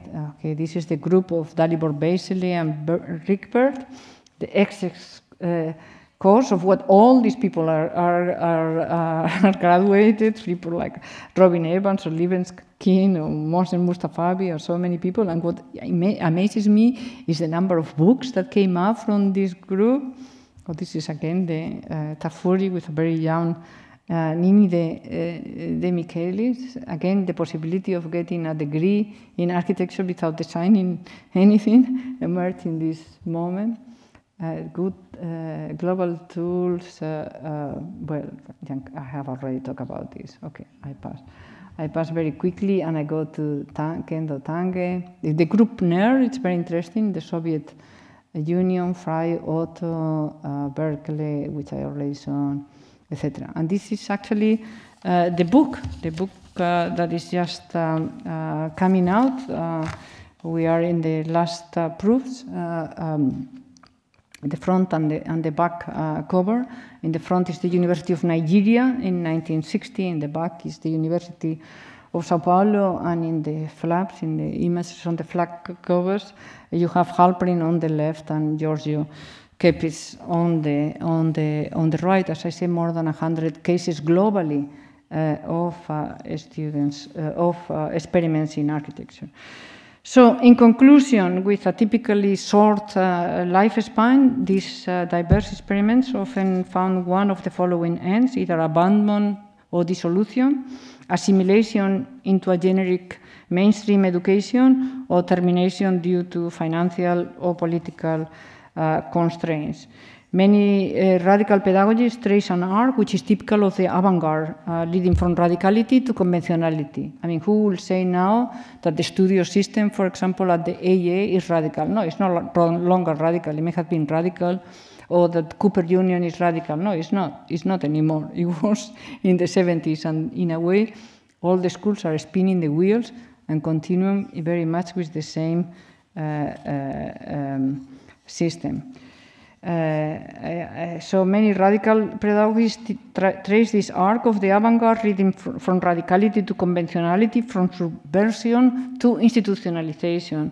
And yet much of the discipline strengths come from these experiments. They affected the institutions that swallow them up, and the life between the discipline waiting to be reawakened by another generation, which I think is what is happening now, like a dormant virus or a monster in a horror film. Okay, in a way, what is happening today, I think that architectural pedagogy has become stale. Schools somehow spin the wheels of something as if something is happening, but actually not much is happening. Teachers worry too much today about their place in the institutional hierarchy. Curricular structures have not changed very much, despite huge transformations that have taken place in the world of globalization, new technologies, and information culture. As schools appear to increasingly favor professionalization, they seem to be drawn into self-imposed bureaucratic oversight, suffocating any possibility for the emergence of experimental practices. And failure, because failure is super important, of course. It goes back to what Francesco Dalcò said before, right? They are risk adverse. That's what it is. It's all about managing risk. These universities have become like corporations, at least in the United States. So they are constantly suffocating any possibility of experimentation. And there are few attempts trying to wake things up here and there, but in the end, I think it's too timid in the end. So in response to the timidity of the schools, this project, the Radical Pedagogies project, is a return to the educational experiments of the 60s and 70s to remind us of what can happen when pedagogy takes on precisely risk, when you take risk. So in a way, it's historical, but it's also a provocation and a call to arms on the part of all of us to rethink education. Thank you very much.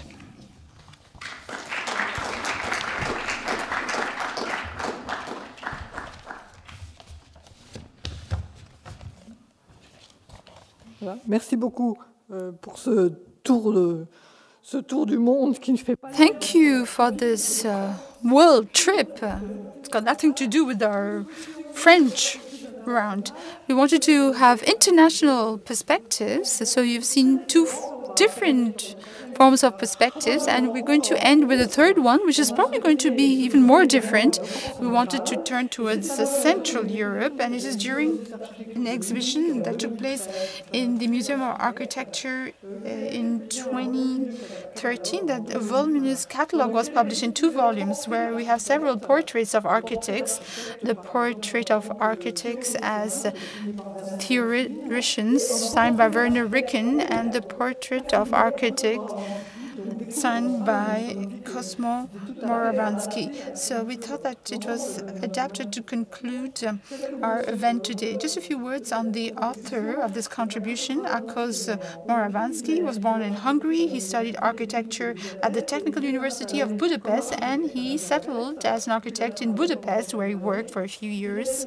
Then he went to the Institut de l'Histoire de l'Art in Vienna, where he went through a doctorate in the 80s, and then he was the chief editorialist of the Hungarian Association of Architects. Then he was a guest researcher at the Art History Institute in Munich, and during this journey going towards the west, he went over the Atlantic to go to the United States, where he was associate researcher at the Research Center of History of Art, and then he was professor invited at MIT, Cambridge, Massachusetts.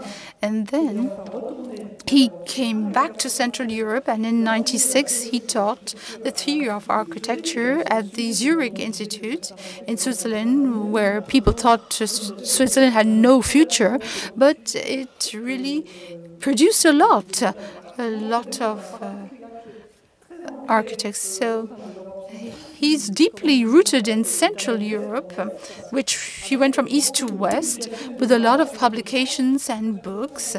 And I think that he was translated into French also. So this is a call for future translations, a lot of books on the history of architecture in the 19th and 20th century in Central and Eastern Europe, and the theory of architecture.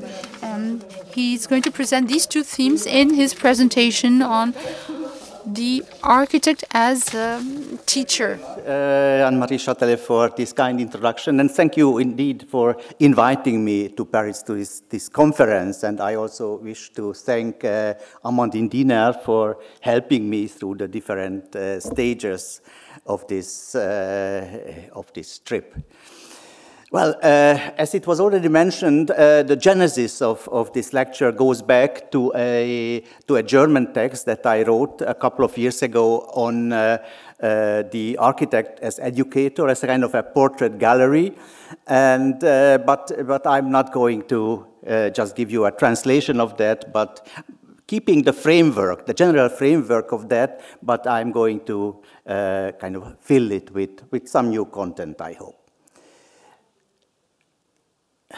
So let's start with this question whether Vitruvius could have had any inkling of what kind of tasks he would be burdening future educators with by enumerating the vast knowledge required of an architect, ranging from fluency in written expression to knowledge of astrology. Over the centuries in which the individual areas of science have become increasingly distinct disciplines, the complex but integral identity of the ideal architect has been divided into individual partial identities, or at least in the understanding of the diagnosticians of the time. Especially during the 20th century, there was a growing number of voices lamenting the loss of the former unity within the architectural profession. The German art critic, architectural historian Karl Scheffler published in 1907 this thin volume titled Der Architekt, The Architect, part of a book series edited by Martin Buber, Die Gesellschaft, Society, a collection of social psychological monographs. And I quote just one sentence, that there used to be only master builders, journeymen, and apprentices. Today there are careers, unquote. So complained Scheffler and presented 5 identities of the architect as predominantly manifested in the professional world: the entrepreneur, the scholar, the civil servant, the craftsman, and the artist. More than 80 years later, the English architectural historian Andrew Saint, in his book, The Image of the Architect, also described 5 characteristic role models of the architect, hero and genius, the professional, the businessman, the gentleman, and the entrepreneur. The consequences of this fragmentation for the architectural education were debated in August 1947 at a conference hosted by Ernst Neufert in Darmstadt under the title Der Architekt im Zerreißpunkt, the architect at breaking point. Organized by the architectural section of the International Congress of Engineering Education, the participants sought an answer to the question of whether the ideal education of the architect was best ensured at an art academy or at a polytechnic. The so-called fragmentation of the profession posed a threat to the social prestige of architecture as an academic discipline in the struggle for recognition of its specific expertise. It is therefore strange that the architect, as an educator, doesn't appear as a separate figure in any of the two above-mentioned typologies, although the multiple personality of modern architects presented the teacher of architecture with a virtually unsolvable problem. For which job profile should the School of Architecture have to prepare future architects? Which is their so-called true identity? That was the question discussed already in Darmstadt at that time. Architects are exposed to all those forces that want to destroy their professional identity and also their integrity. Most of the participants of the Darmstadt conference seem to agree that the historical genesis of the architectural profession and the particular ability of architects to bring together others in joint creation predestined them to intervene in society in a creative way. The great synthesis of art and architecture that was even more eagerly awaited after the Second World War was tied to the concept of the Baumeister, the master builder. And his or her intelligence is expected to have an almost therapeutic effect. While the teachers of engineering or science pass on their expertise to expectant professional colleagues, the ambitions of the teachers of architecture go far beyond the actual boundaries of the discipline. The portrait of the architect as educator may be missing in the portrayals laid out by Scheffler or Saint, because he or she possesses no singular outlines and characteristics. The type of the educator, in turn, incorporates a number of identities that can only be understood with the help of an appropriate typology. Therefore, what I am proposing today is a similar typology of the architect as an educator that includes 5 types, as it was the case with Scheffler and Saint. But in this case, it is the master, the scholar, the design professor, the public educator, and the researcher. The boundaries between these categories are permeable. A design professor could equally be a scholar or a master, or even simultaneously all the 3. At the same time, the relationship between these figures is accompanied by continuous tensions. They are linked to different forms of professional and social expertise, but also by differing views of how to present the field of architecture, which are indeed their central themes, as well as their connections to other areas of knowledge. Each of these figures have their own ideas about the role of their own talent, their preferred mode of argumentation, their typical habitat and space, such as the workshop, the lecture hall, the design studio, the public space, or the seminar room. Moreover, this type of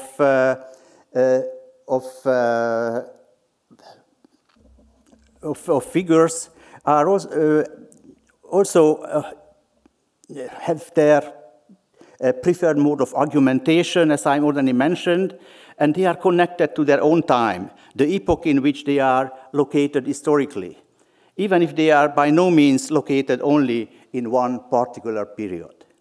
Each of these types also had its ideal counterpart, that is, the type of the student that most closely matches the educator's special skills and methodology. So let's start with the master. The influence that Leon Battista Alberti, Frank Lloyd Wright, or Adolf Loos exerted on architecture of their own time and beyond cannot be explained just by the fertile intellectual climate of respectively the Italian Renaissance, the industrial boom in Chicago, or the role of Vienna as a place of great creativity.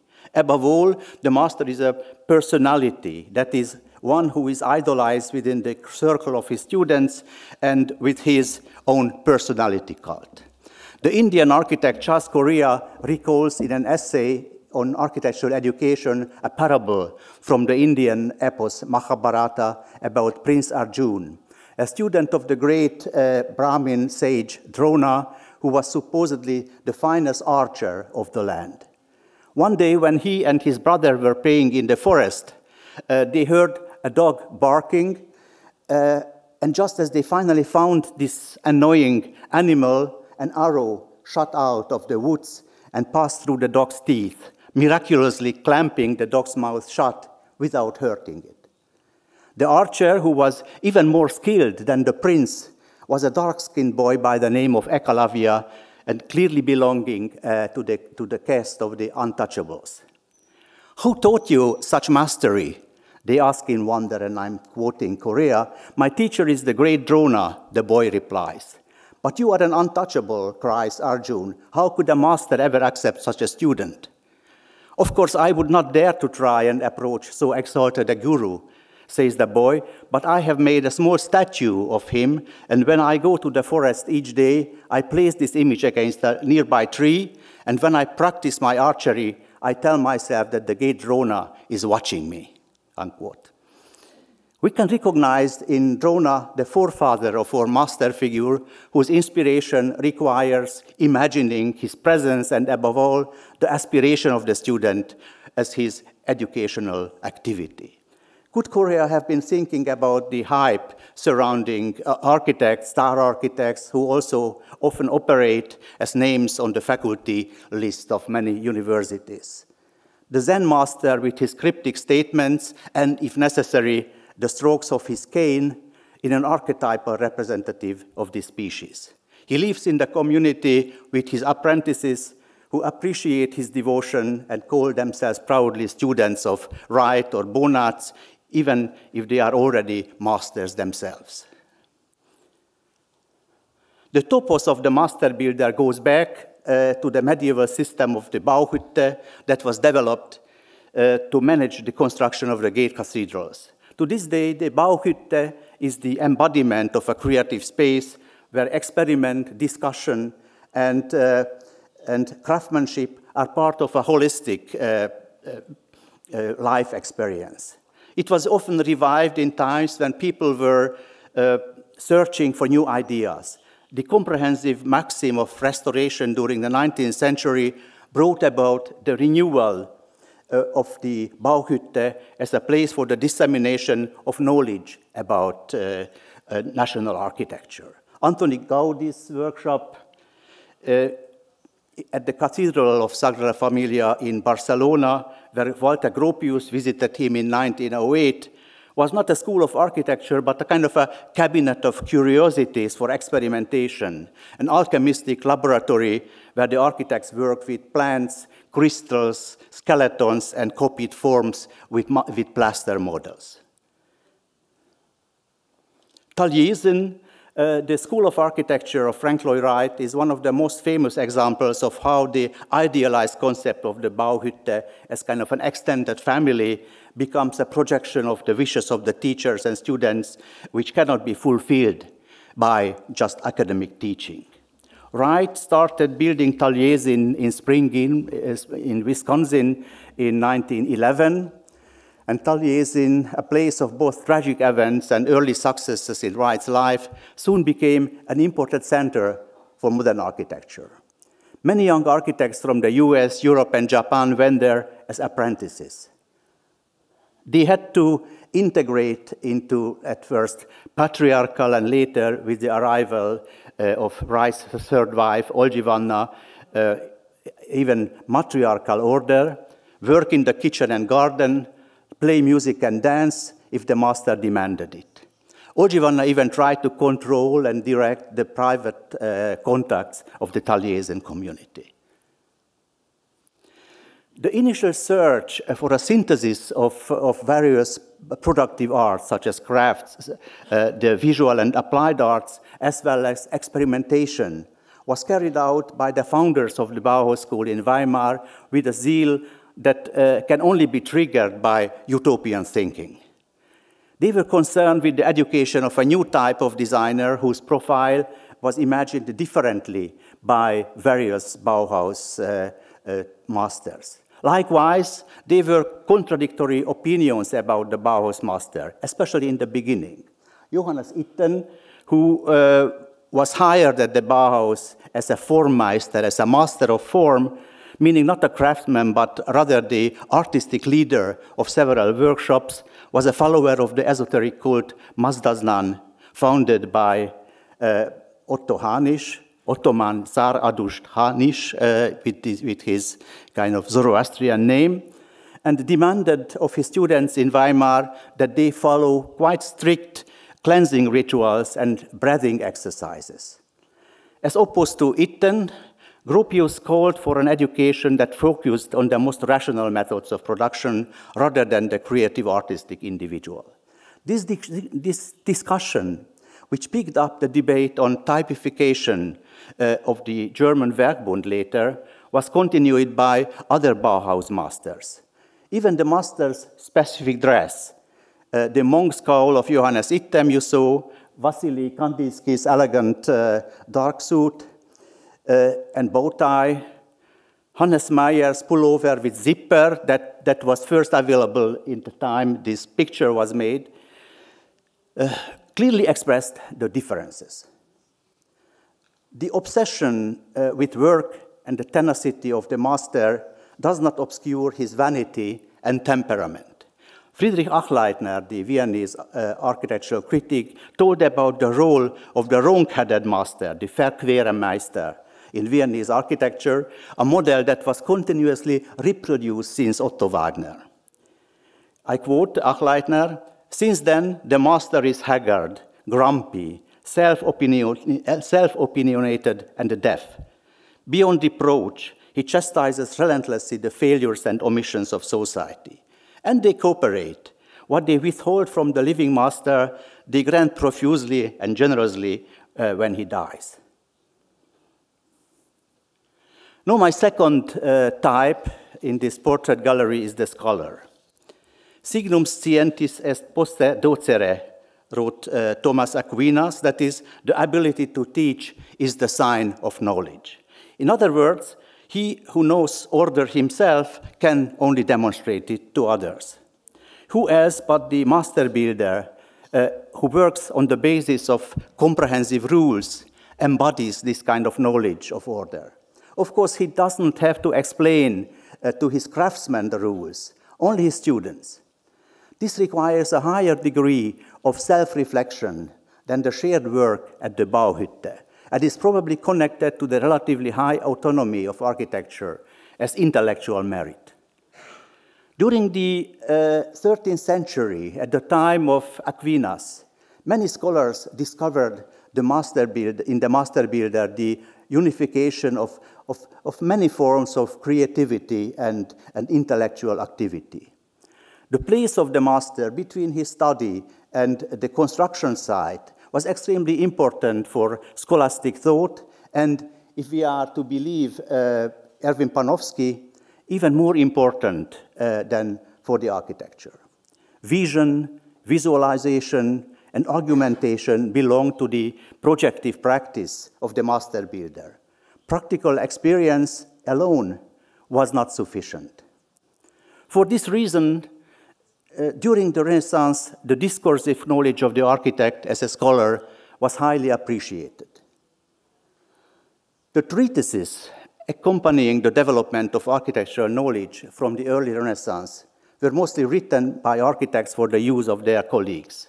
Vitruvius's 10 books on architecture was the model for Alberti's De Re Edificatoria, which was presented as a manuscript to Pope Nicholas V in 1450, followed by treatises by Filarete or Francesco di Giorgio. After the invention of printing, it took about 3 decades for the first tracts to be published. The history of the architecture book is not the subject of my presentation today, but it must be noted here that the work of an architect as an educator includes, of course, the publication of handbooks and textbooks. The tasks of the speaker described by the authors on the books on rhetorics were discere, delectare, and movere. And Alberti used such concepts of rhetoric not only to emphasize the specific skills of the architect. He was of the opinion that the building itself should teach, move, and provide pleasure. Alberti, as a painter, sculptor, mathematician, writer, and above all architect and architectural theorist, came closer to the ideal of the versatile, educated scholar than any other humanist of the Renaissance. Even though architectural studies were institutionalized and under state control in Germany, in Britain and in the United States, it remained for a long time within the control of the private realm. Even royal institutions such as the Royal Academy of Arts were led by its members and not by professors or public servants. Since the 19th century, an apprenticeship in an architect's office paved the way for an architectural career. The dark side of this so-called pupillage system was described by Charles Dickens in his novel, The Life and Adventures of Martin Chuzzlewit. You see here Mr. Pecksniff, less interested in the architecture of his pupils than in collecting their tuition fees, takes in young men from wealthy families as apprentices in his office and who live in his house during their studies. Besides the few professionally educated architects in England, such as John Soane, who learned from books and attended evening lectures at the Royal Academy of Art, the American and British architecture profession was dominated by the gentleman architects, mostly amateurs such as Inigo Jones, Lord Burlington, the architect of Chiswick House, or Thomas Jefferson in the United States. Soane took on students in his own office who learned the various practices for which they had to pay him. But he took his job as an educator seriously and distanced himself from the type of architect entrepreneur represented by architects such as John Nash. The house in Lincoln's Inn Fields in London that Soane built in 1792 and expanded somewhat later shows the ambition of the professor of the Royal Academy that he became to train and inspire amateurs and students in painting, architecture, and sculpture, as it were. He regarded the Academy's collection of artifacts as insufficient, and the collectibles in his house were meant to fill the gap. It was not just an academic collection, but also a setting where he presented himself as a scholar. The guided tours in his house replaced the grand tour for those students who couldn't afford the trip to Italy.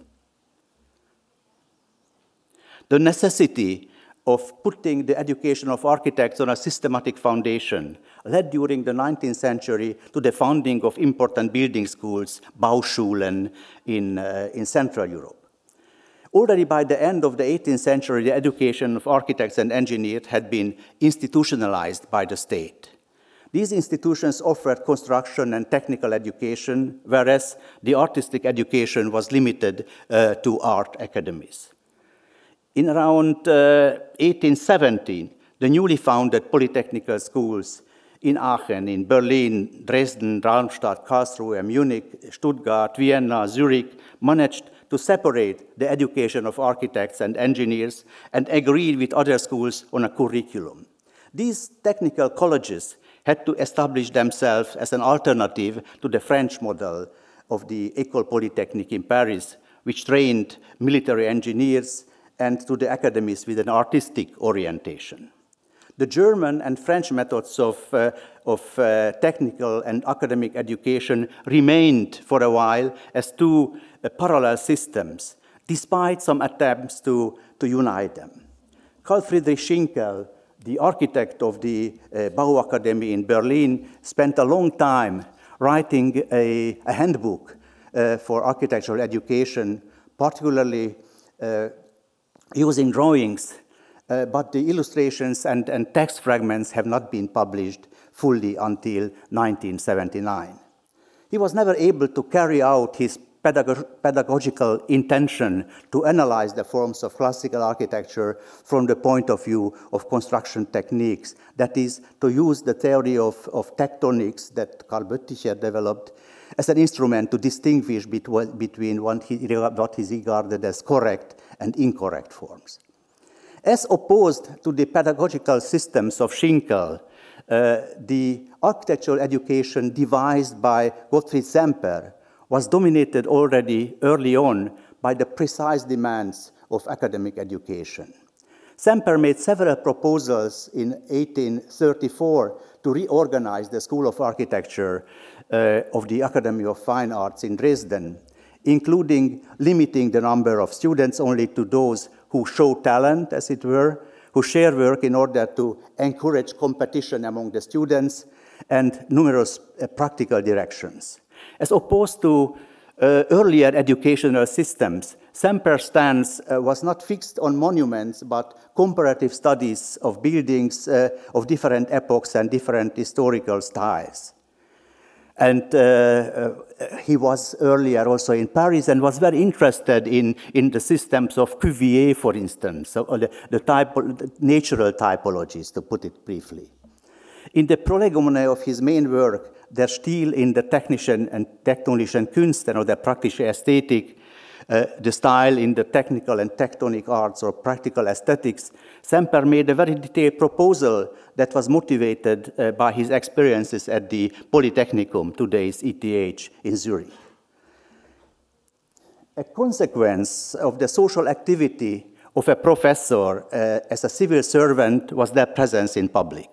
In the case of Semper, this role was linked to a new claim for scholarship, which led to an explosion of theoretical writing for a growing audience, and the evaluation of the latest artifacts in art and technology, and of pieces of ethnological research. Semper was one of those politically motivated professors who connected their theoretical and creative work with their public activities. Despite being a professor at the Dresdner Academy, a member of the academic department of the militia he was, and even a member of a sniper company. And during the uprising in Dresden in 1848-49, he took the side of the revolutionaries. Consequently, he led the construction of a barricade that was supposed to withstand the charge of the united Saxonian and Prussian troops. After the suppression of the uprising, Semper was a wanted man, and thus he had to flee from Germany, first to England, then to Switzerland. He was not only a civil servant to back the opposition, although in the 19th century there were relatively few architects among the professors who were politically engaged in provincial or national parliaments. And I made a big jump in that, but it as another figure who came from abroad to Zurich, the teaching practice of Aldo Rossi at the ETH in 1972-74 shows some similarities with Semper's new beginning in Switzerland after his exile in Britain. The Italian architect and professor at the Politecnico in Milan did not build a barricade, yet in 1971 he participated along with other professors at the architectural faculty in the student revolt and was consequently suspended. When he received the invitation for a visiting professorship at the ETH, he had to confirm that in this position at the architectural faculty, he would not participate in any political activity. And You know, the professor who invited me had even had to state that if Rossi would start some kind of political unrest at the school, he himself would bear the consequences. Ever since the Marxist or Marxist-inspired critique of the welfare state escalated, culminating in 1968 in the Zurich Globus Krawall, the ETH found itself in an experimental phase. A specifically arranged commission attempted to implement basic pedagogical and higher education policy reforms. Hiring an Italian communist like Rossi as a visiting professor had to be considered a very risky move, but it turned out exactly the right decision.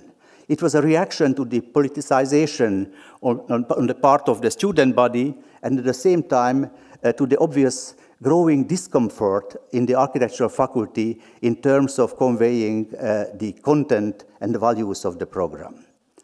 It was above all thanks to Rossi's presence in Zurich that architectural history was no longer regarded as a lesson relevant only to the humanistic education of the architect, but less so to architectural design. This development would be inconceivable without the increasingly critical position against modernism and the popularity of postmodern theories about architecture as language, semiotics, information aesthetics, and so on, you know. The fact that design during this period of the present of the past was understood to be much more than a discussion of historical fragments was due to Rossi as a scholar. And since then, in many design studios at the ETH, a reflective relation to architectural history is seen as a very important requisite for a successful design solution.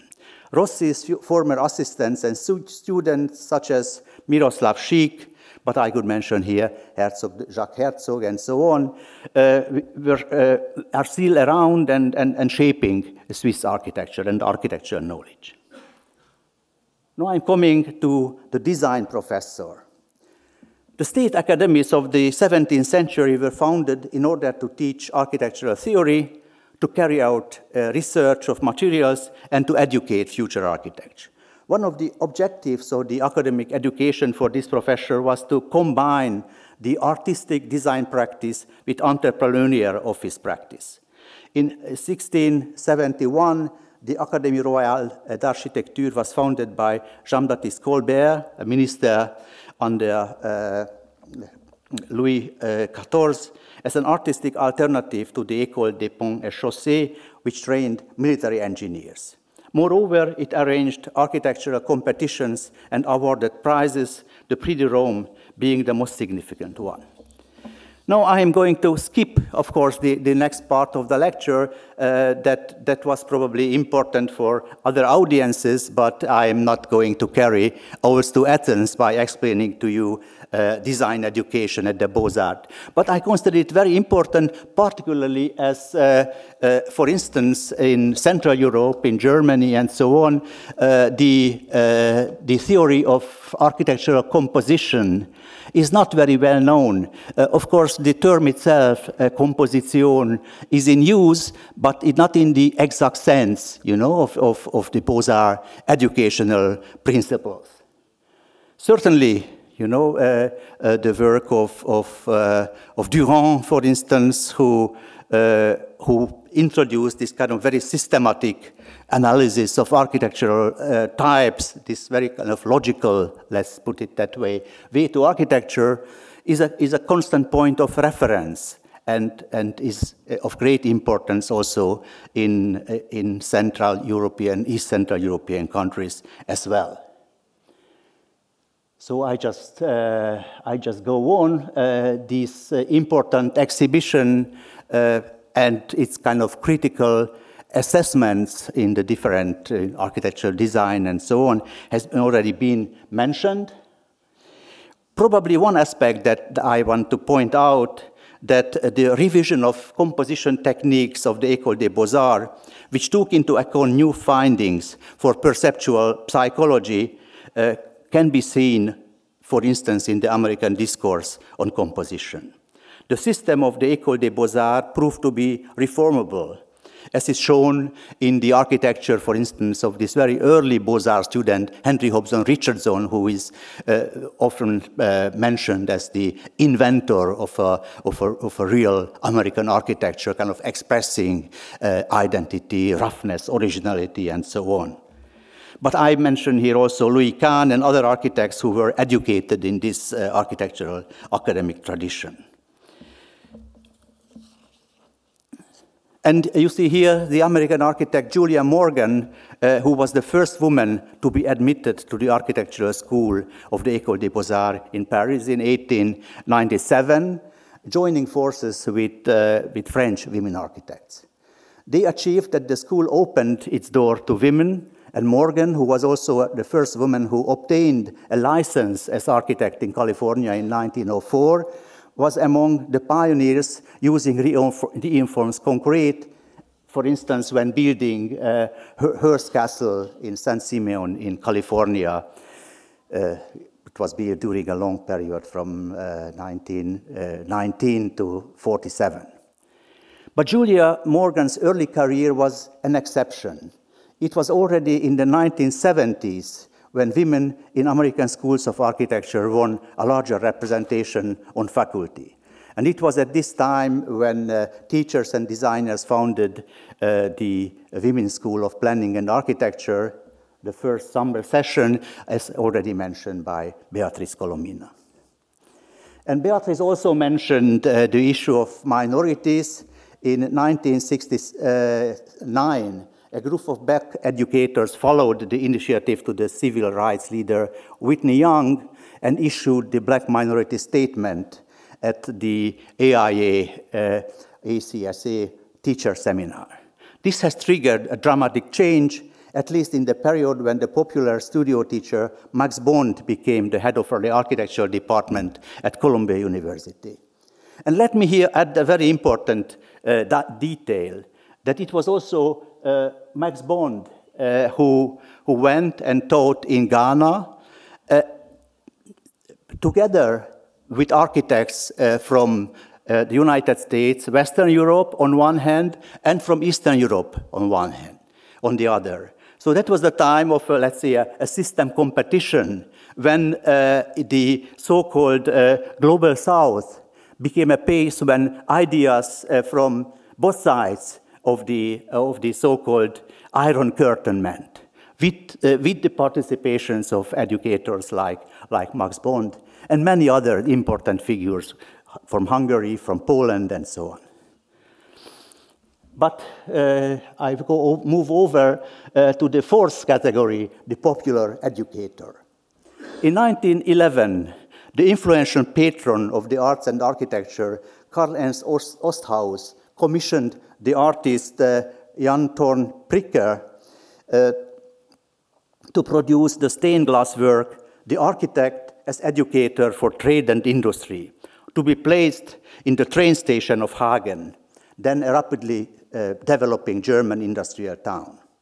The architect, positioned in the center of the composition, is holding a book and a compass, and on either side of him are figures representing different professions and generations. The public educator feels at home in different social realms than the university professor with his cultural prestige and considerable institutional resources. A new awareness of the social impact of architecture was promoted after 1900 by large social movements, such as the rise of social democracy in Germany or the Russian Revolution. Those architects who felt close to the reform movement, such as Theodor Fischer, Peter Behrens, or Fritz Schumacher, shared their beliefs in the educational responsibility, and their work ran parallel to the ambitions of the art education movement. The quality of building, like craftsmanship and industrial production, was measured by pedagogical standards. It followed the assumption that the environment has a great educational impact on people.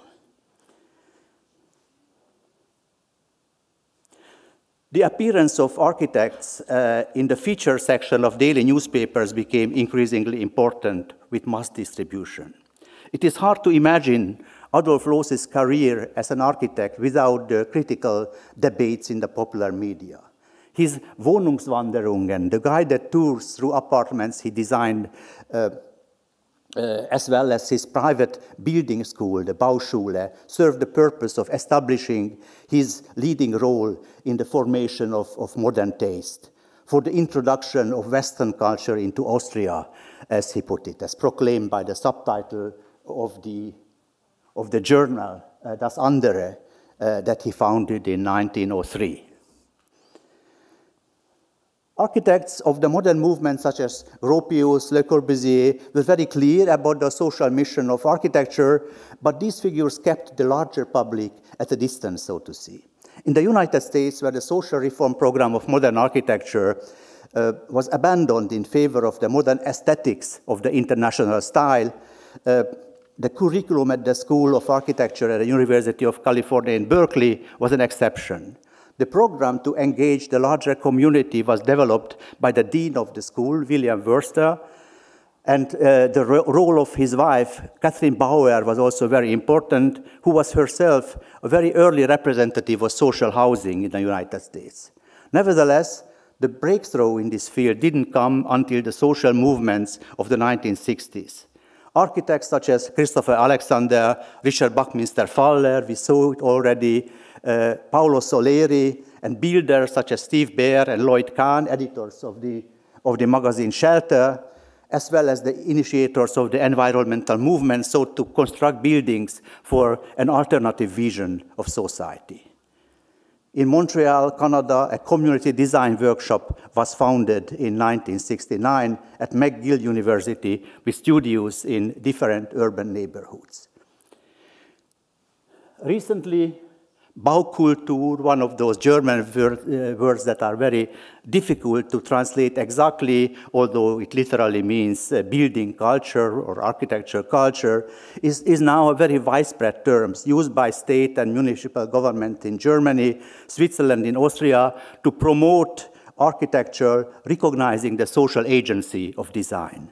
An important area to do this is the primary school, where today we see a range of experiments, how to anchor architecture early in the curriculum. Not as a knowledge about historic buildings, as sometimes architecture is taught to children, but as an introduction into the complexities of urban and architectural design.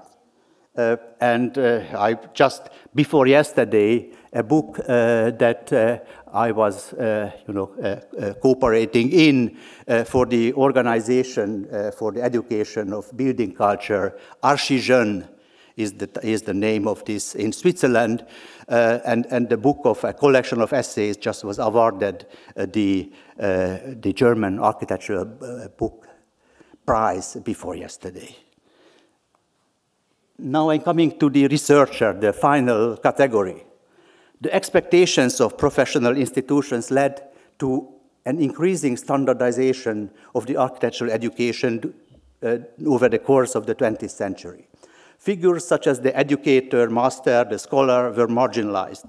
The rhetoric of talent was replaced by the rhetoric of creativity, which corresponded more to the ideology of equality. Talent is not evenly prevalent in society, and for creativity, one doesn't need such an individual gift because it can be stimulated by educational methods and the so-called creative environments. William Robert Ware, the founding professor of the School of Architecture at the MIT, published in 1866, only 1 year after the school had opened, a booklet about his program titled An Outline of a Course of Architectural Instruction, in which he demanded really advanced research, as it were. And I just quote a half sentence. He wanted to establish at once a sort of architectural exchange or clearinghouse for the interchange of knowledge and skill, unquote. To achieve this goal, the School of Architecture at MIT immediately initiated a huge collection, archival collection with thousands of books, drawings, photographs, slides, models, plaster casts, material samples, at a time when the number of students could be counted on the fingers of one hand. Research was understood as a material of construction experiments in the building laboratory. When Ware founded the School of Architecture at Columbia University in New York in 1881, he continued his ideas with a collection that was later placed in Avery Hall, a specially designed building by McKim, Mead and White that was completed a couple of years later. He wanted to fuse, and that's more important, the advantages of the practical, that is English, the scientific, that is German, and artistic, French systems. In the interwar period, research fields other than load-bearing structures became increasingly relevant. Questions such as the rationalization of building came to the forefront.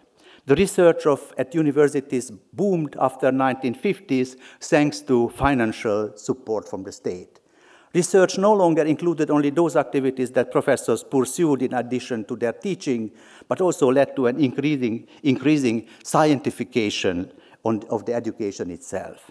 Consequently, new institutes and professorships were founded specializing in such disciplines as construction engineering, statics, building physics, building preservation, architectural history, art history, urban history, and, as something new, architectural theory. Institutions such as Peter Eisenman's already mentioned Institute for Architecture and Urban Studies, founded in 1967, or my own home institute, Institut für Geschichte und Theorie der Architektur, Institute GTH, in Zurich, established the same year, focused on applying methods of critical theory in order to explore architecture as a cultural practice. During the late colonial and post-colonial period, the new research topics of European and American schools acquired a new foreign policy dimension. At the time of the Cold War, several professorships were established in Eastern and Western Europe for the purpose of collecting research on specific climate and culture-related tasks in architecture in the so-called Third World that I already briefly mentioned. After many former colonies gained independence, they established their own schools of architecture, like the one in Kumasi, Ghana, but for a long time they were forced to continue cooperation with the educational institutions of their former colonizer, or those of their new allies. As a result of the pan-European homogenization and standardization of higher education qualifications following the so-called Bologna reform, many schools of architecture needed to set new goals. Quite a few universities are now increasing pressure on the schools of architecture to link their research more closely to the interests of economy by attracting third-party funding in line with the faculties of science and technologies. Some results are obvious in the field of computer-aided design methods, machine-fabricated building, sustainable architecture, and so on. Another field of research that has looked more critically at the market economy and the impacts of globalization was initiated by Rem Koolhaas in his project of the City at the Harvard Graduate School of Design in the USA. Together with his students, he explored urbanization in the Pearl River Delta in China, the living conditions in the megacity of Lagos in Nigeria, or shopping behavior in different cities worldwide. And similar programs became popular also in various European universities, like the Basel Studio by Herzog and de Meuron in Switzerland. Today, architecture relies on research, and everything is guided by the idea of communications, of progress sponsored and accompanied by scientific research, from communication systems to experiments with the latest materials and industrial products that are tested for their architectural applicability. This is one, again, from my own school, the experimental hall of Gramazio and Kohler, robotic fabrication in Zurich. But Of course, material research, cutting-edge digital fabrication technologies are producing an enormous range of forms, from the minimal to rococo, waiting for an explanation. Particularly students are asking for an explanation that exceeds the mere description of the design and productive process. That in turn requires a critical revision of the basic concepts of architectural design education, such as the elements, the construction, composition, and so on. In my own research, I focus on the concept of metamorphosis, on the idea of transformation and change that is omnipresent today. We analyze with the students first of all, of course, the material and formal aspects, but considering the geological, ecological, political, social metamorphosis as well that we experience every day. In the design studio, students imagine and represent the circularity and transformation of materials as the basis of a concrete design proposals. So I'm just showing two projects from a recent seminar that shows again the circulation of metamorphosis of materials in nature.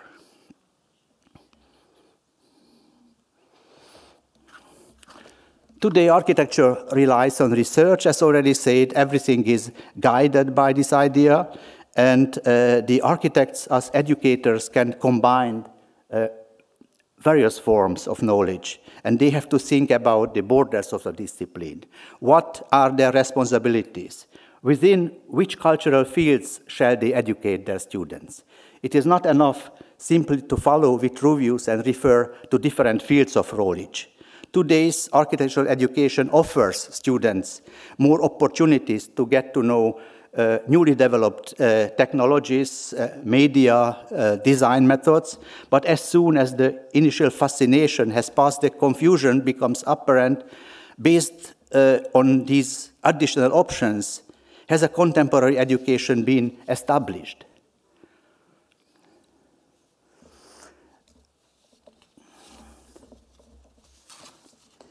Today, between social activism and cutting-edge digital design and manufacturing technologies, it is not easy to position the design studio. The figure of the educator still carries a sustained weight. Even through the task of collecting credit units, the lack of time for free debates makes it difficult for students to establish a closer relation to their professors.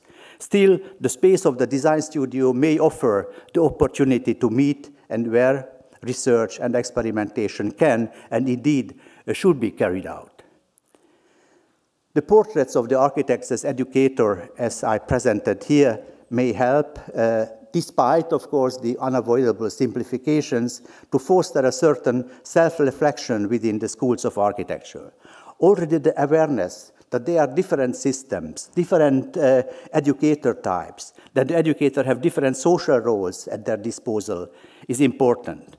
The question of whether they really have a free choice, to what extent their disposition, lifestyle, or environment are determining factors, cannot be explored here, of course. Certainly, individual and collective experiences are formative. They are, so to say, embodied by the educator. As stated in the beginning, although the individual figures of the educator are linked to their genesis in specific epochs, they nevertheless have a certain transhistorical presence. This continuity gives hope that despite attempts to introduce norms of scholarship, the fruitful tension and interaction between the different roles of the educator will live on. Thank you.